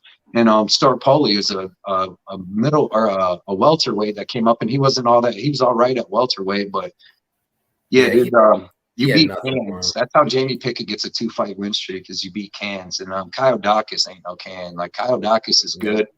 He's going to be way more aggressive and way more output than Jamie Pickett. Jamie Pickett, I don't think he'll try to wrestle with Daukas. If he does, he's going to get swept. Daukas has great BJJ. Pickett, another thing, Pickett's taking this fight on, a week or 2 notice. Like, he's probably in shape, but he ain't on no fight camp. Is this fight going to be a catch weight? I don't know if I saw that or not. It might be like 195. I could be wrong, but I don't know if that's right. Yeah, I didn't see anything about that. That would only help Daukas more, in my opinion. Yeah, I think so too. Because he's already in shape, and now he ain't got to cut 10 more pounds. Because Pickett not having cut that 10. But if you're just in like 70% shape, where Daukas is full camp, but even full camp to full camp, 3 months, Daukas is gonna pick it up. No, for sure, yeah. Like Daukas, you seen what against Kevin Lee, dude? He looked really good coming out. He was real aggressive.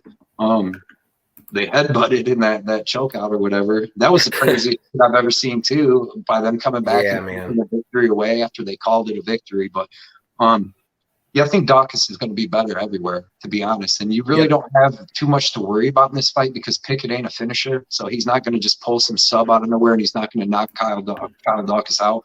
So clinch, anywhere they're at, Daukas is going to be able to beat. Yeah, I would say if Pickett has any slight advantage, I was going to say in the clinch game up against the fence, like he's pretty decent. You mean just leaning on him, not really? Yeah, and like not doing anything, but that's all he does. Like he does have some power in his hands, but he never lands. He's not accurate. No, and that'll work against some people, but like Kyle Daukas doesn't stop moving and hitting. He's going to be throwing knees, elbows, this and that. Like it works against Starpoli, who sucks in the clinch too. But true. Daukas, man, with the good cardio, super tough. Even and like I said, I don't think Pickett's going to try to wrestle him, because I've seen Pickett try to wrestle before. But like Daukas, I seen him get taken down by Phil Hawes and like sweep him within like 15 seconds. So. He's got decent wrestling himself, but Daukas does have kind of suspect takedown defense. So, but I don't even know if Pickett wants to go on the ground with him, because he's probably going to get subbed. Yeah, that's what I don't. Like you said, dude, pretty much like you said, the only way I see Pickett winning this fight is if somehow he just pins fucking Daukas up against the cage for the whole 5 or 3 round. Yeah, Ron said that Tapology says 195 the fight. Okay. Yeah. So Daukas with confidence. He wants redemption after getting. Yeah. Ron's is right. Daukas, sure. good chin. Bout Better's right on that too. Yeah, Dirty Reg is right about Orlowski. He's not going to be fighting for no titles, but he's like Jim Miller, dude, with cardio. I guess at least 2 rounds of cardio. Like that's Jim Miller's problem is Jim Miller only got like a round and a half. So it gives the other person. But Orlowski's got them 2 good rounds, and then he'll fade in the third. But he knows how to survive. He's a survivor now. But yeah, man, I got Chris Daukas in this all day. I got Chris Daukas, and I think that I mean, not Chris. I was going to Mikhail Daukas. Kyle Daukas, yeah. What I really like, I don't know what the line is on it though, is I like the over. I bet Chris Daukas. I got him in a I'm calling a safe parlay. I feel like it's safe. I got Kyle Daukas and Jonathan Pierce in a pretty big parlay, like a 2.5 unit parlay, because like I said, I don't see any way that if I do a parlay and I'm going to put decent money on it, like I said, I want it to be kind of like a domination fight. Like I see this being 30-27. I don't think Daukas is going to finish Pickett because Pickett is pretty tough and he knows how to survive. Mm-hmm. But if somebody's going to finish besides the Beverly Hills Ninja, it will be Daukas. So yeah, I think Daukas, and then like I said, I think Pierce dominates his fight because he's just way bigger. So Daukas and Pierce, something crazy would kind of have to happen in them fights. Yeah. That's a good parlay, man. That's probably going to hit. I don't see how it doesn't. Right, and see, I put 2.5 units, and I might only be hitting probably like 1.5, maybe. Or maybe even more, a little bit more than that. Yeah, maybe I only have. I think I only have 2 units on that one. Then I have 2 units to win 1.8, so it's not paying even money, but it's paying like what plus 90 on each one to get to 180. Plus, so. But like I said, it might not pay a lot, but it's probably going to pay. And then next week, if we can hit another one for another 1.8 units with that one, that's 3.6. And now, you know what I mean? Now, instead of just trying to make 4 on one, I'll do it 4 units on one. I'll try to do it in 2 weeks. But don't get me wrong. If I look at a card, sometimes like 271 was kind of chalky. If you got like 10 favorites, I'm going to be able to pick like 5 or 6 of them favorites. You know what I mean? And but the thing is like what I think I'm good at too with my parlays is like if my parlays will hit a lot the 2-fighter ones because like I said, I want to keep it completely safe. Like I didn't put Morozov in anything last week. I kind of thought he'd win, but I knew the dude he was fighting was super tough and definitely had ways to win. And when I put a parlay in, in my head, I don't even want that person to have a way to win. So and like I checked over that dude that Pierce is fighting, and he's not a submission guy, and he's really like a volume striker, knockout guy if he gets finishes. So he's not going to do that to Jonathan Pierce. And Daukas, man, like I said, Pickett, pillow fist Pickett. You know, I don't see him doing nothing. Yeah, I don't either, man. I have Daukas in a parlay with Skelly and the main event too. That's my 3-fighter parlay. And you see, that's already sounding good. I kind of know with, you know what I mean? That's exactly. Good. Like, Skelly's another safe one. Like, he's not going to get submitted by Streagle. I don't think that's Streagle's only way. So like, that's why I kind of didn't put him in my biggest one. But I got Skelly in my other parlay too. Cause I think he's safe. I feel like he's better everywhere in MMA, except that dude could hit some stupid submission. Cause he does got like 14 or 15. So there's a little word, but still. Main event time. Yep. Let's go main event. Johnny Walker and Jamal Hill. Yes, sir. So for me, I mean, I got Jamal Hill all day. I was impressed with Johnny Walker maybe like 3 or 4 fights ago, but man, these last couple fights, he's really fallen off for me. The one thing I noticed is he doesn't really control his range that well, and he's really tall and really long, but he's very hittable as well, and he has a questionable chin, and that's like the recipe for disaster for Jamal Hill, man. Yeah, because Jamal Hill's going to knock him out, and I don't know if it's going to be the first round, but it's definitely going to be like by the 3rd round is not going to start. Let's put it that way. Yeah. I just don't see it. The only way is if I don't even know if it'll be like that. Like as if they try to fight real slow. Like I don't like that. Like how Johnny Walker fought against Thiago Santos. Like you got to where you're at, Johnny Walker, through explosion and through crazy stuff because you're really not the most skilled guy. You know what I mean? You're huge. He said, safe to, Dusan. Hey, that's a good pick, man. Like I said, And you can add more onto it, but man, that right there, that's a good start. That's a good start for a parlay if you want to add more.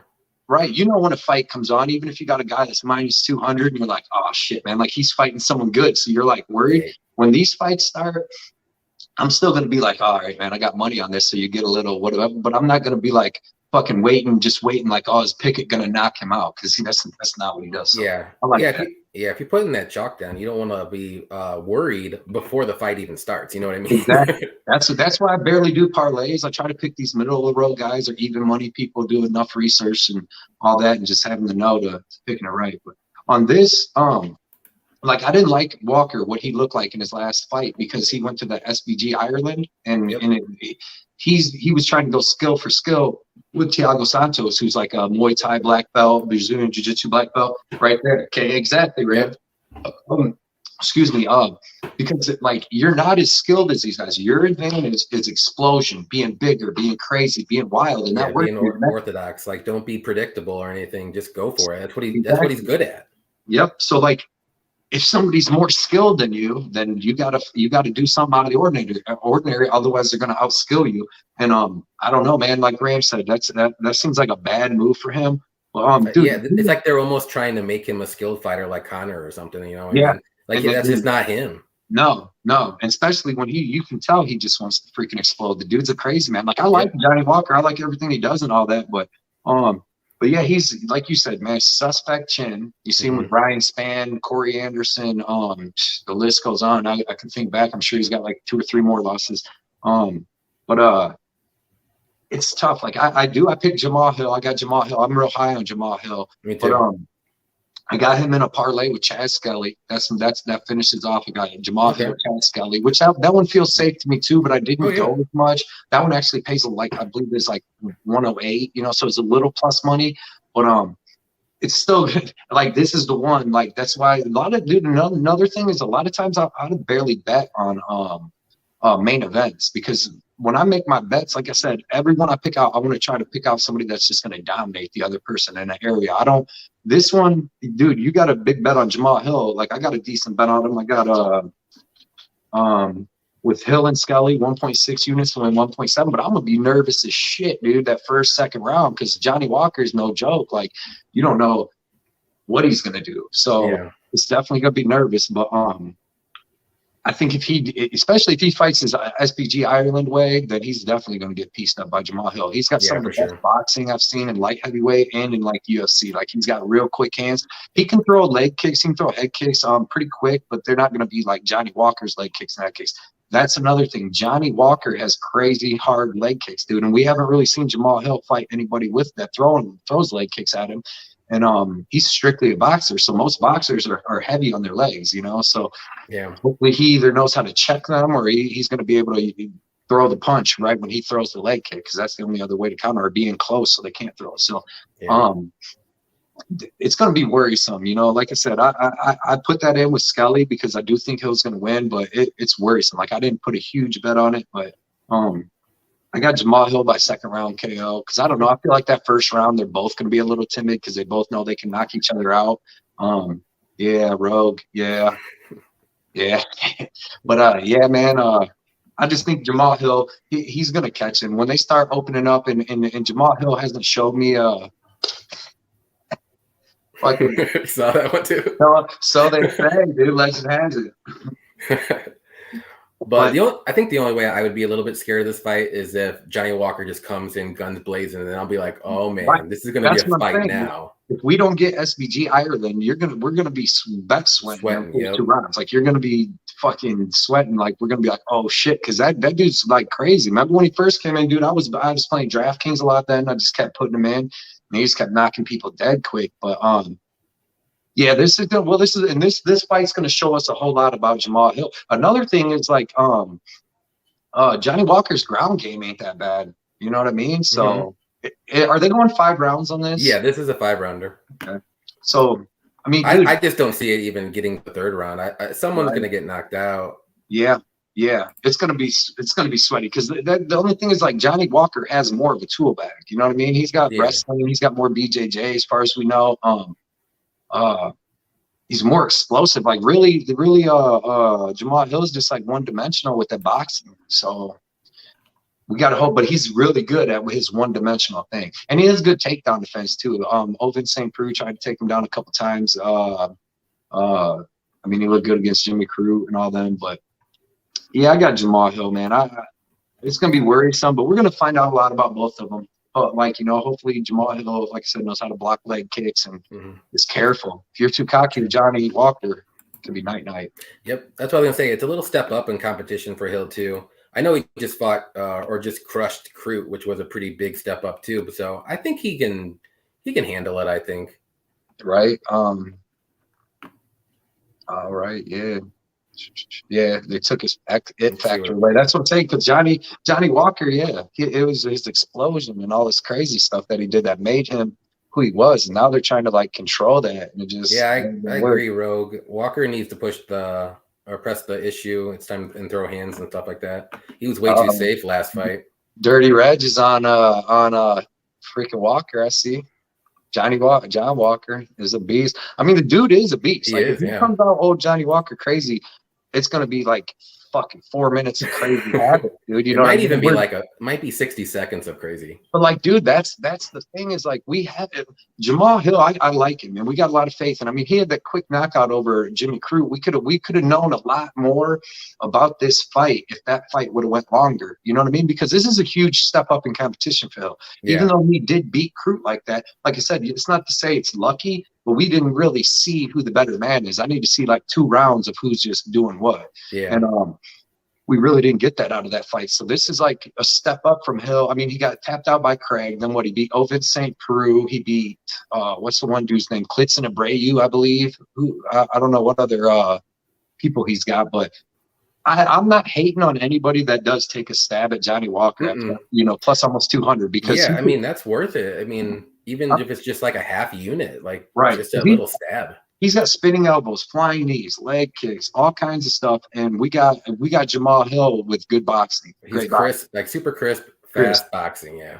And our X factor though is Johnny Walker's suspect chin. So that's true. Like, it only takes one punch, man. Right. So say Johnny Walker had never been, you know, maybe stopped like one time. Corey Anderson hit him with that shot or whatever, you know, some lucky, but man, we've seen him get rocked almost every time he gets fucking hit. Like we've seen him. He gets touched and he goes on wobbly legs, but he's still fucking dangerous. That's why it's going to be tough. You know, we need Hill to have that fight IQ. And if you get hurt, don't go rushing in because he's still throwing spinning elbows and he's a huge dude. 6'6", 82-inch reach. It's probably I know it's got to be the first time Hill's fought anybody with the bigger reach than him. I mean, Hill's got 79-inch reach himself. Unless you fought John Jones. There ain't many other people, especially at light heavyweight, is going to have over an 80-inch reach. So I think Walker's probably one of the bigger light heavyweights for sure. I don't think there's anybody any bigger. And then imagine once 6'6", 82. I mean, Kennedy and Joku, but he's not near as athletic and big. Yeah, that's true. Maybe Danilo Marquez bum ass. He's sick. Nothing's like a specimen. Like Johnny Walker's 6'6" and like athletic as hell. So use that. Don't use that shit, Johnny Walker. Just not this fight. I feel like we're rooting for Johnny Walker now. I do. Use it next fight. Hopefully he. I know. Yeah. It goes to like AKA and just ATT becomes savage. But this fight, we need slow, boring Johnny Walker. It's going 5 rounds because that's the one that's going to get caught by Jamal Hill. Exactly. I was going to say if Walker doesn't push the pace, I know Hill will push the pace, and it's going to be a pretty short night for Walker if that's the case. That's another thing though. Like I watched when Hill fought Ovin St. Preux. Ovin St. Preux was trying to wrestle him. You know, he's getting pieced up a little bit at first, and Ovin St. Preux was trying to wrestle him and take him down. He couldn't do nothing. I mean, it's not like he's the greatest wrestler in the world, but because there ain't really like great ones since Cormier's gone or Jones at 205. But like his takedown defense seems legit. Even with Paul Craig, he kind of like pulled guard. And Paul Craig's tricky, dude. Like that's gonna happen. I mean, Ankalaev even got caught in that kind of shit. So But give me Jamal Hill by second round TKO. And by TKO, dude, to be honest, there was only a couple fights like when I went and put my bets in. So like, and I want to bet Hill on a parlay. That's why I threw him in that parlay with Skelly. But like, I'm not like 100% Hill's that's going to come out and kill him. Like just because, like I said, this is one of them fights where the other dude's actually good, like skilled, and you know he's got. So I'm gonna be nervous, but Skelly and Walker. That's the bet I got on this one. I got Skelly, Daukas, and Hill. I mean Skelly and Hill. My bad. Okay, Skelly so we kind of have the same parlay almost. I just added one more fighter in mine. You say you got Skelly, Hill, and Daukas? Skelly, Hill, and Daukas. Those are my like three that jumped out the page for me right away. What's that paying for you? That's nice. Let's see. Plus 185. Nice, dude. So adding Daukas in got you about fucking plus 75, 78 bucks. Yeah, something like that. Yeah. Yeah, and yeah, dude. That one's. I mean, that one should be good. Like Daukas, Pierce, Skelly. Because I see, like, and that's another thing too. Like, sometimes I will. Like last week, I put in Grisham. He was like minus 180 or something on a parlay. But it's tough. Like I don't know. Like I see a lot of people wanting to put like Bellavida or somebody else was wanting to put other people like in a parlay, and that's just super dangerous, dude. Like because even when you put like Pierce and Daukas, it is safe, but it's still you know what I mean? It's still two people that got to win fights, and I don't know. I just don't like to put like lower like question mark. I want 95% win rate. Yeah, exactly. Yeah, I also got a 2-unit bet on Onama. So I got that I think I got it at minus 150. That's what we were talking about, dude. I forgot to talk about that. Yeah, I got it minus 155. And I did see it at minus like 135 at one point. It went right back up to minus 150. It started at minus 125, and I'm like, all right, dude. I was like, this is gonna go crazy. I think they kind of started at even money a couple weeks ago. So then I'm like, dude, I got to get on this. I was gonna go put 2.5 units on him to get at 125. When I went to the casino and put my bets in, they didn't. They had every fight but that fight, and that's why I went there. And I drove there a little early to get them in. Thanks, Benjamin. Yeah, well, that's different, Rands, on Cap Comparison, because you hit them parlays, man. Cap Comparison, he hits great. He hit a $10 parlay, hit $700, dude. Damn, man. $1 couple weeks ago. That's amazing. We should start calling him Plus Mirage. I know, yeah. And I mean, he's got a great show. I love Range's show. Yeah, that's fun. And he does a lot of stuff for people like us, because when we start, dude, we had barely, a couple followers and this and that, and he's putting our stuff on there. Exactly. Man. I think I remember I had maybe around 75, and then he like sent me a comment. He's like, "Hey, I used your picks." I'm like, "What?" Yeah, you're like, it's awesome, man. Yep, like Capper Comparisons, that helped me the most with my stuff is Capper Comparisons, and then Lay from UFC Gambling. Oh, yeah, he's awesome, man. Man, he commented on my first video and stuff, and then like I message with him on Instagram all the time and stuff, dude, and he's sharp, dude. Like, he seems like a cool dude, man. Oh, he's super cool too. Like I love his show. He does his smoke break and that, like that. I know. That, man, I love his show, dude. So, I just love sometimes like he's in the middle of like predicting a fight. He's like, wait, hold on. And you hear like toke. Yeah. Then he starts talking about aliens. I'm like, yes. That alien thing that he does. Oh my God. I eat that up. That's so awesome. He's got the little drunk alien running. I love it. Like I said, and he's one of the nicest dudes in the game. Like eventually when these capper stuff get bigger, because UFC is only doing nothing but growing, dude. It's the only sport that goes all year round. So you can bet on it all year, every weekend. Once it gets huge, dude, the way down the road, we need to do like all meet up in like Vegas or somewhere and do like a little award show. Because Lay and Range, they need to get Man of the Year, the nice dudes, man, helping out the younger dudes. Yeah. Or even like go to like the Apex and do like the VIP thing. That'd be awesome. Like all of us. That'd be awesome. Yeah. And we're going to that. It's kind of pricey, but yeah. We're going to that one, man, in Columbus. That's gonna be cool. We'll get to hang out and everything. Yeah, next time we do this, we should definitely talk about Columbus as it gets closer. That'd be awesome. Yeah. Yep. I seen we lost another fight. What was the one you showed me that we lost? And what we gained?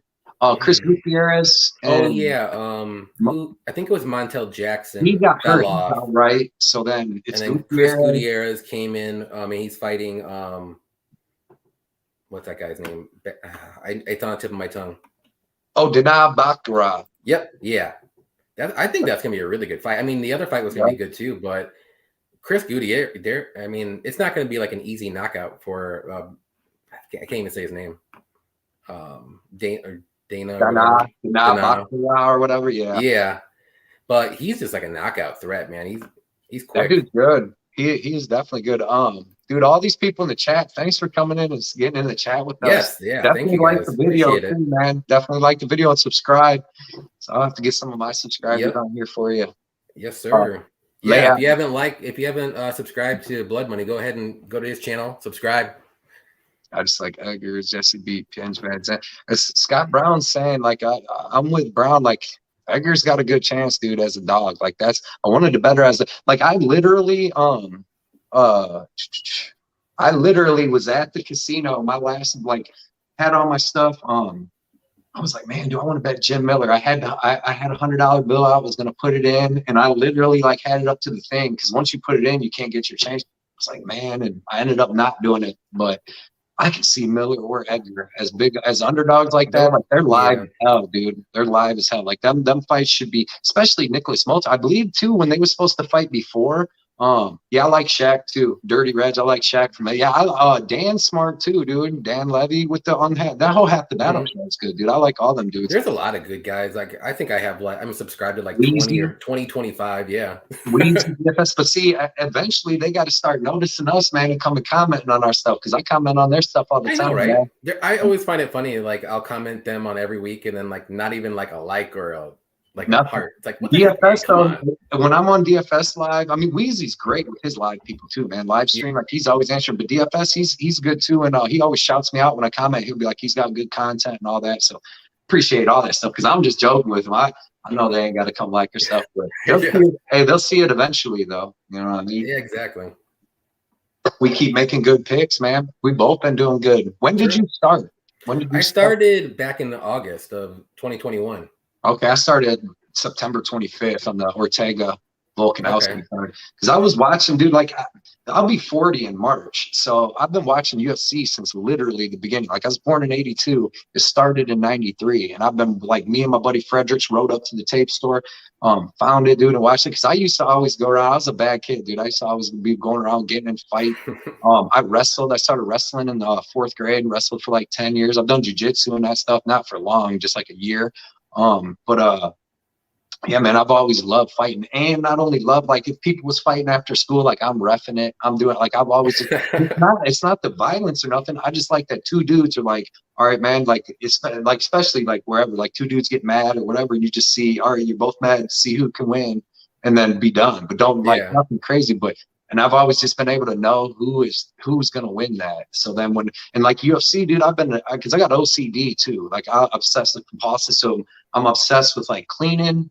UFC, I like smoking, and then my family. But but with UFC, dude, I've watched everything. And I did DraftKings for the 5 years before I really we got our sports book real legal around here. Yep, so I did the same thing too. With DraftKings, bro, you're watching the fights and you're watching every strike, every transition, everything, because you're trying to see the points and then so every strike is worth a point, every takedown, every sweep. They changed it up now, and it's some weird, but dude, the first one I got into a DraftKings thing, though, it got me hooked. The first week I won $5,400. The second week I won 18. I was taking second and not $54 tournaments and stuff, but then it just started. It's so hard. DraftKings is hard because you got to have the perfect lineup to do anything. You're better off doing just whatever. What's About Better? Great content.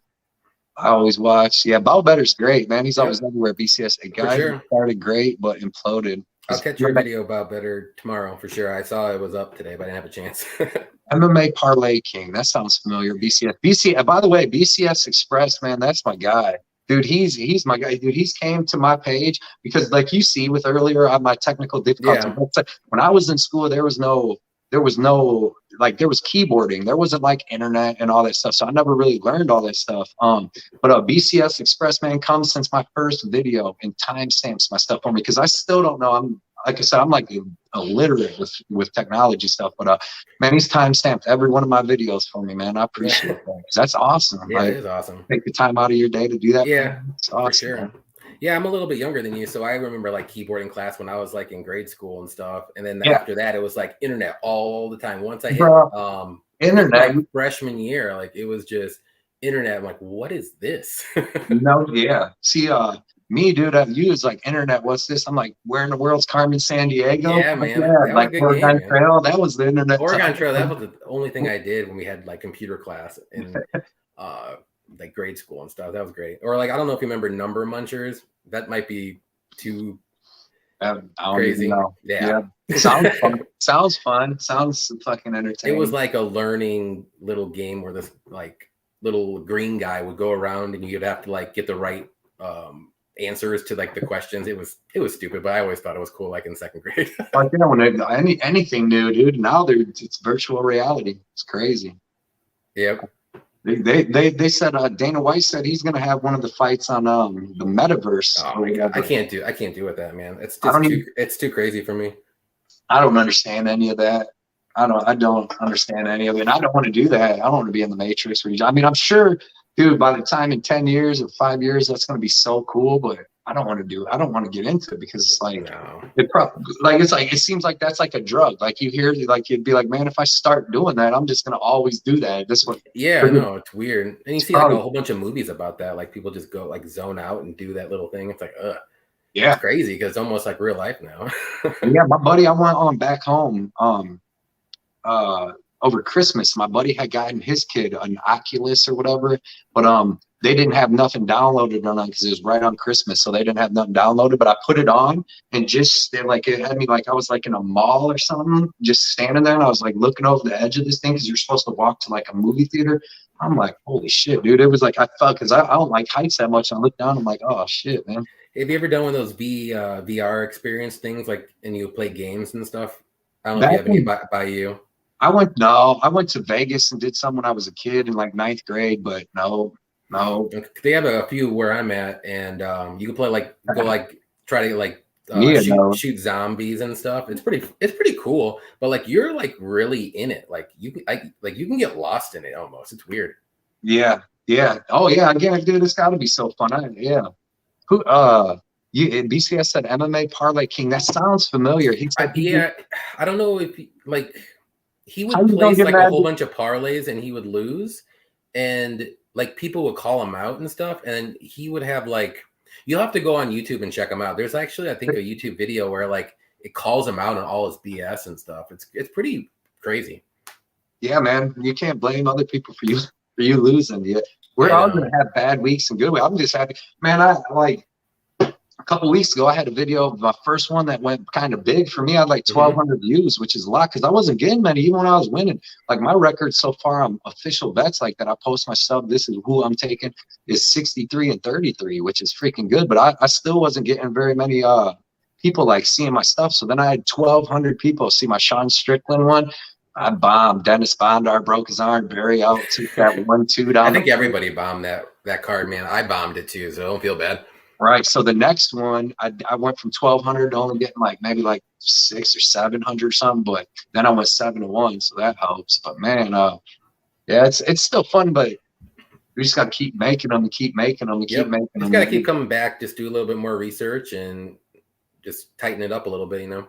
Yeah, dude, it takes so much time. I didn't realize how much time to really be doing it. Well, I remember when like I said, we kind of just started at the same time. Yeah. And when I first started, I was just like casually doing it just for fun, you know, and I'm still doing it for fun. Don't get me wrong. But like, I noticed myself, it's like almost like a second job. Like, and I love it. And it's great. But I'm just like, man, I sometimes I got to take a break because I'm always like consistently doing it. And like, I'm always thinking about what I can do next and the next bet and how to make it better. And it's crazy. That's why dudes like us, though, that are good at it and doing good, eventually, like, we keep doing it and showing how good you are. Eventually, you got to start making some money from it. So then you don't have, like, if we're that good, like we think we are like that, we do. So then you can have more time to do it. Because, right, when I go back to work, like I said, I've had the last 2.5 weeks also. I've gotten to watch a lot more tape study. But when I go back to work, it is hard. It's even hard for me to get on any of these live shows because I got to leave for work. I would have to be done with any live show by like 7:30, 7:45. And then I wouldn't even get really like dinner. I mean, I want to do some more live shows because I like them, dude. I have fun.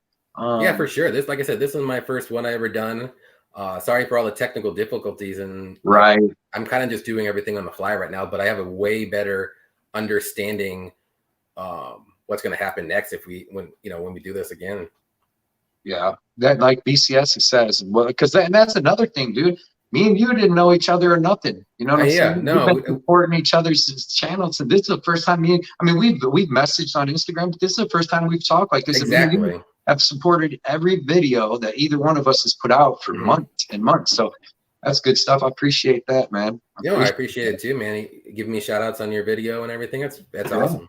I just love like trying to help out the young, like not the younger, but the smaller YouTuber MMA YouTube cappers, man. Dude, that's what I'm saying about like UFC with Leia, UFC Gambling Addicts being a great dude, because on my first video, like I said, he came up, and that's how things work. Like he came up, commented on my video, was like, "Hey man, I like your walk." I went back and watched my first video. It's terrible, dude. It's all dark.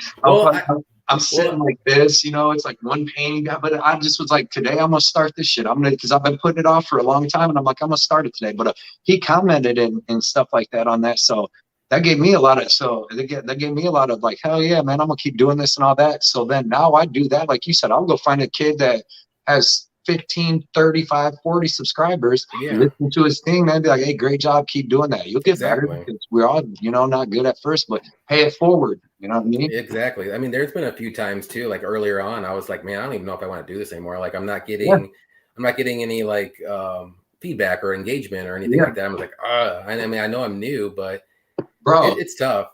I'm winning. I had 2 weeks in a row where I went 5-0 on my bets, and I'm losing 2 subscribers.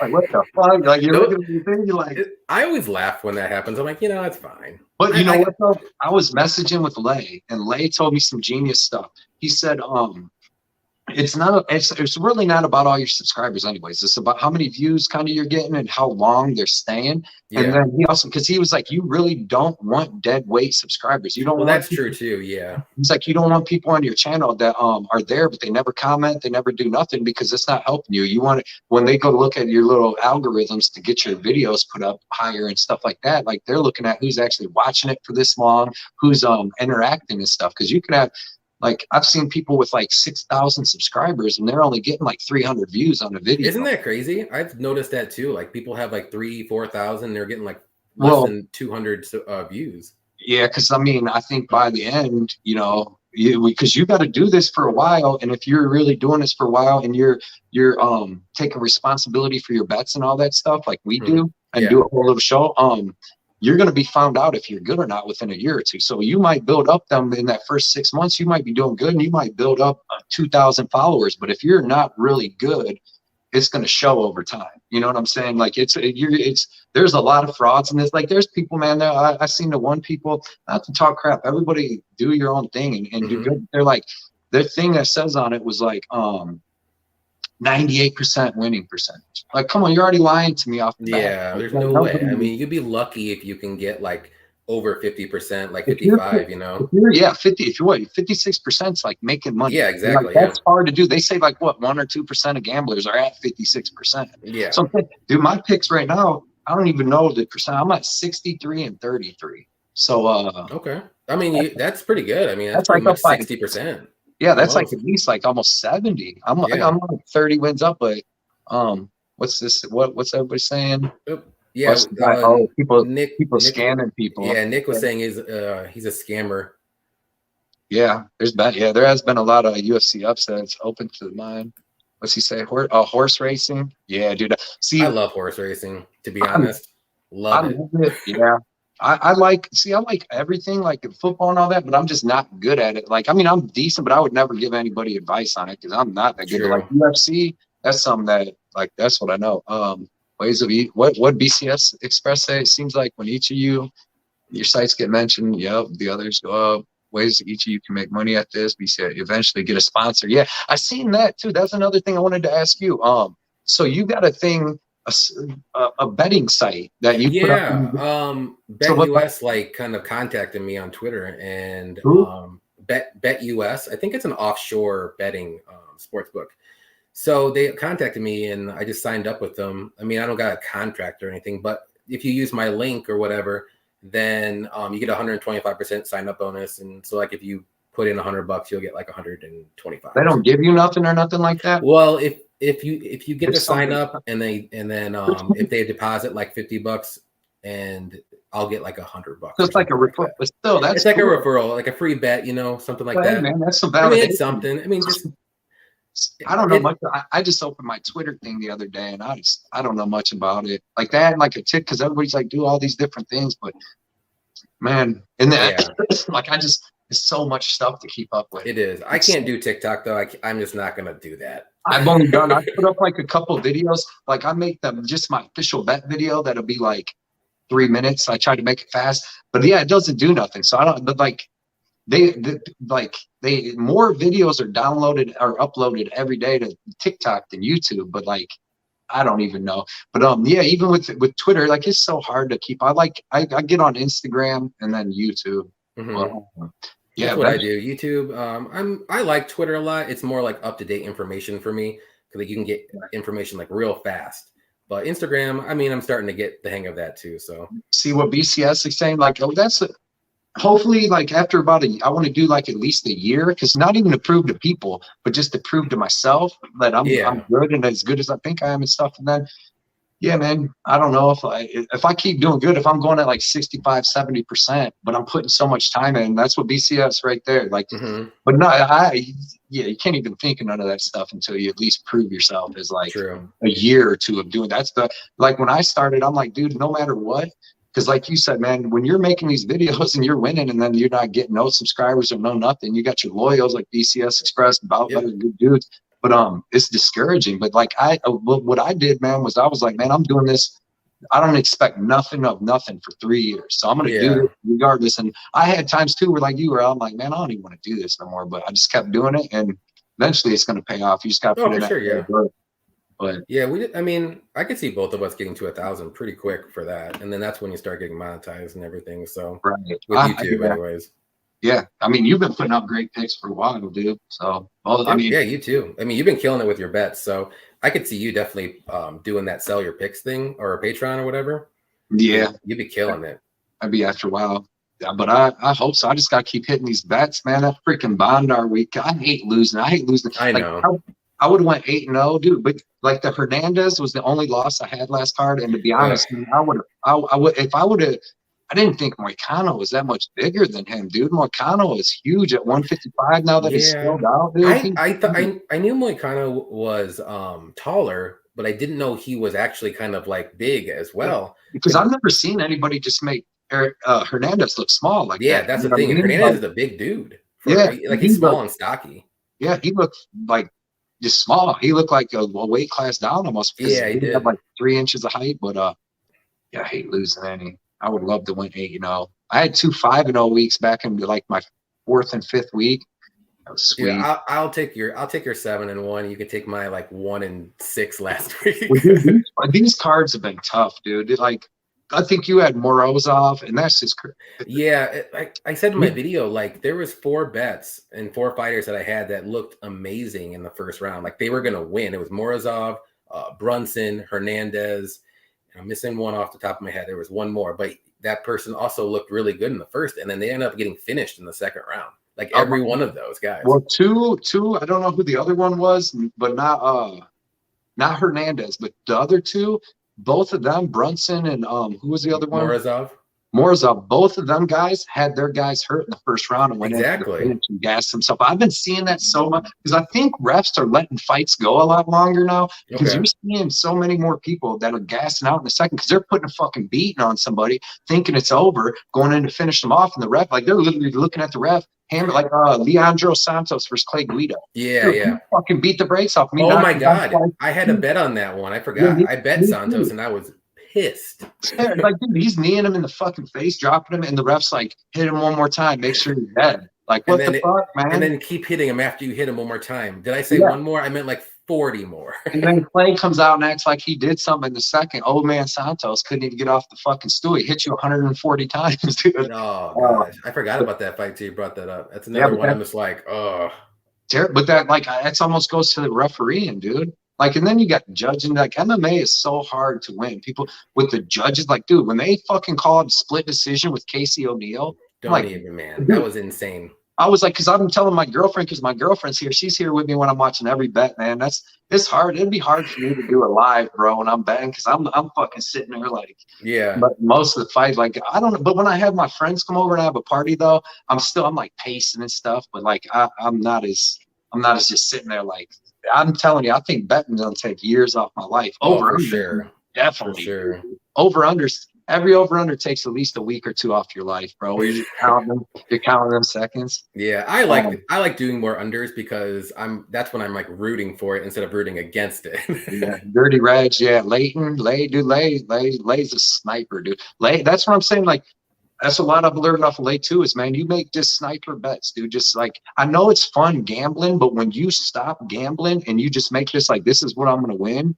Dude, you take the gamble out of it. Take as much of the gamble out of it. That's why, like, if I'm gonna go to the casino, I'm definitely not playing slots. I'm gonna try to at least play blackjack. If I can, play poker, because I got even more control over that. Yeah. But I'm trying to take out all the losing variables. That's what I'm saying. Like, that to me is my best part about how I hit a lot of my 2-fight parlays, is because if you see any of my parlays, you can go back and look. I never take it somebody against somebody dangerous. Like, you know what I mean? Like, I want the person they're fighting to be like pillow hands, fucking pillow hands McGee. Yeah, like no finish type dudes, and they're both. I want to for my like a ideal parlay piece would be like 2 dudes that are okay at striking that never get no finishes, and they're both wrestler grapplers, but this dude's better. So I want to, because he's not going to get taken. Like, that's. Or if these dudes are both strikers, neither one grapples, this dude's got, like Muay Thai and good boxing or whatever. So, but some of the fights like this card, man, I only played 5 bets. Like I said, I had the 6, but I only played 5 because there's fights like I want to bet Miller. But then if I put that 100 on Miller and he comes out and gets starts because Nicholas Mota is good, then I'm So I kept it safe. I played five solid bets. Here's my 5 bets. I was gonna just ask you, like, what if there's any bets that you want to go over real quick? Yeah, here's my 5 bets. I still have to make an official bet video, but here's my 5 bets. I haven't done it either. Don't feel bad. Yeah, I got Abdul Razak Alhassan. That's my underdog pick. I got 1.4 units to win 1.75 units. I got him at plus 125. I got David Onama straight up. I got 2.4 units to win 1.5 units. I got him at minus 160, dude. I was pissed. I wanted 125. Well, I'm right there. I got 155, so we're on the same page. My 3rd bet is Diana Bellavida. I have 1.9 units to win 1.6 units. My 4th bet is Chaz Skelly, Jamal Hill, 1.6 units to win 1.7 units. And Kyle Daukas and Jonathan Pierce, 2 units to win 1.8 units. Yeah, those are all, to me, really good. Like, they're really safe. I think they're going to hit for sure.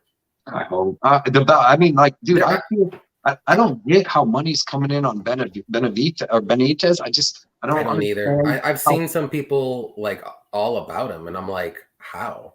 Yeah, like, because he's not going to get him with jiu-jitsu. He's not going to out-wrestle Onama, and he's not going to hold him down. And especially, if Onama looked that good at 155 on a week notice, I can't imagine, like, at 145. Yeah.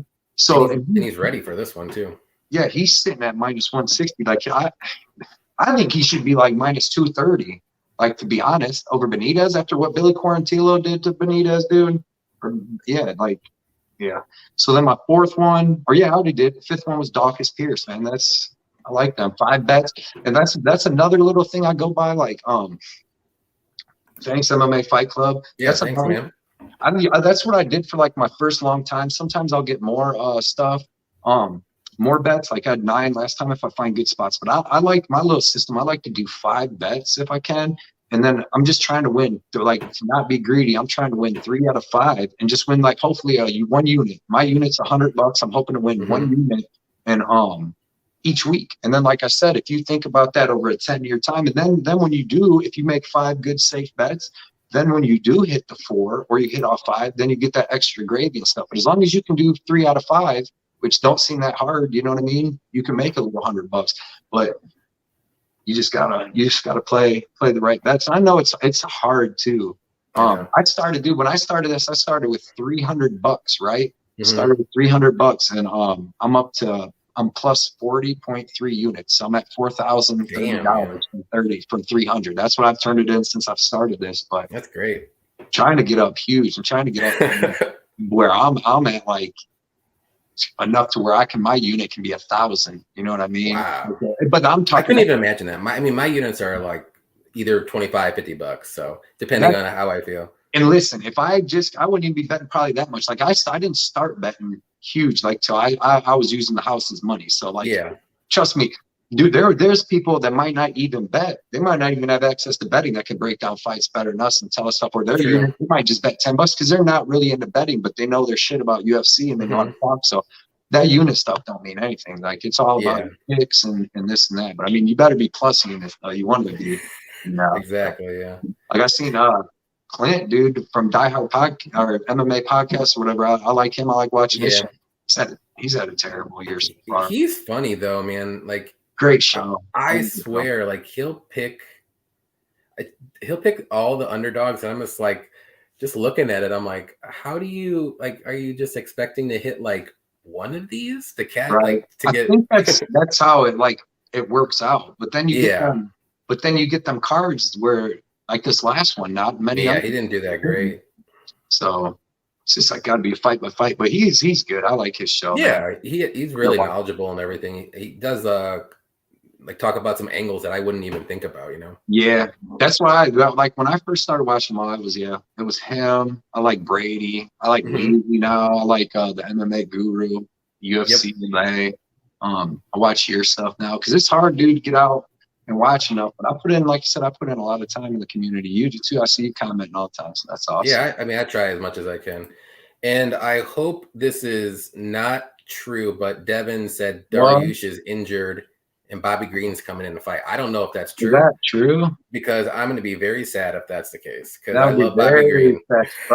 Dude, if you're gonna give me that much plus money though on Dariush, dude, I was gonna do that too. There's no way. You're not. That's one of them ones where it's a badass dude that's plus minus 400, but he's fighting another badass dude. And Dariush is dangerous, bro. He could clip Makia. Man, that's exciting.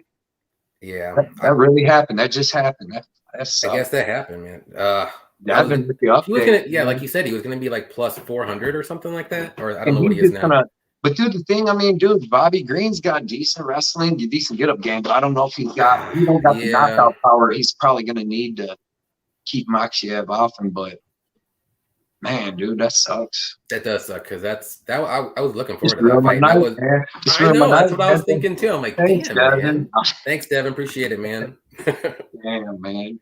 Very bad news. Because like you said, I wanted to put some money down on Dariush because I think that line is way off. And I know Makhachev's good and everyone's on the hype train with him, but I mean, he's going to get stopped one of these days. MJJ said Guru posts 5 vids a day because he lives in his mom's basement. You know what? I was totally thinking that too because I don't know how he must not have a job or maybe it's a part-time job or something because he posts like 3 or 4 videos like a day and I couldn't even do it.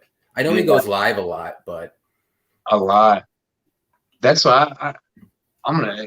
You've seen how much trouble I had, man, trying to go live. What's the YouTube live like? If you just use their thing, I think it's easier. It's just you just click the live button and you just click it and you go. Like I know how to do that, but like sending somebody, but then you don't get. I don't think you can do multiple people on it. Maybe I'm wrong. This is the first one that I've ever done, and I've tried to do it on the YouTube one, but it wouldn't let me add I think people. StreamYard is going to be the only one I do because I got like with the first one you was trying to get me to do, I got it on up there, but when I go to change the mics, it had this StreamYard saved from when I do it with Ranch. So it just made it easier. I'm fucking terrible. Yeah. Do you have a laptop? No, I'm gonna get one. I just use my phone for because if you get a laptop, I mean, you can get on the other one that we did try to do first, and it's super simple. I mean, this is simple too, but right. And then it does your camera through the laptop and everything. Yep. Yeah, that's what I'm doing right now. So yeah, because I know a lot of people ask for like some people's like you got to my buddies like you got to do the stats and all that stuff. To do the tail of the tape, but yeah. I'll get to that stuff.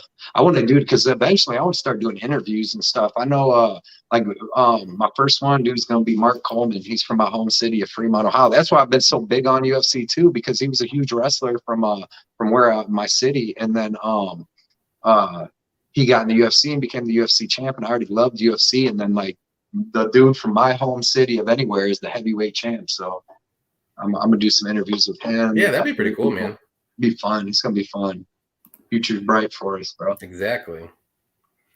Oh, you have anything else you want to talk about while we're Not tonight.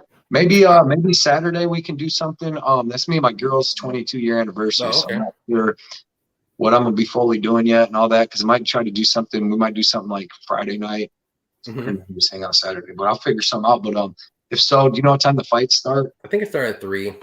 3. They're back on the 3 o'clock schedule. See, and that's another thing when I'm fully back to work, because we'll work a lot. Like I'll work Friday into Saturday morning, so it'd be hard to get up. So usually I sleep right to the UFC started. We'll figure something out, bro. Yeah. This was a good show. Everybody's probably exactly. like rambling on, but it's our first live. I know. Yeah, sorry for all the technical difficulties or anything. So, bro, your live chats live, bro. You got some smart people and cool people and nice people in here too. Yeah, appreciate everybody tuning in for the whole time, or for whatever time you were in here, for sure. Anyways, all these dudes. I see a lot of these guys on my page too. So these dudes, appreciate it, man. Appreciate it, MMA Fight Club. Thanks, MMA Fight Club. All right, man. All right. If you want, like I said, I'll message you. We might get together on Saturday though for a couple hours before the UFC. Bro. Yeah, for sure. We could do something, or if not next week, or maybe we could do something again. Yep. All right, bro, all right, man. Good one. Good luck, everybody, this weekend. Let's get some money. Good luck. Let's take the money, bro. All right, man. Peace out. Bro.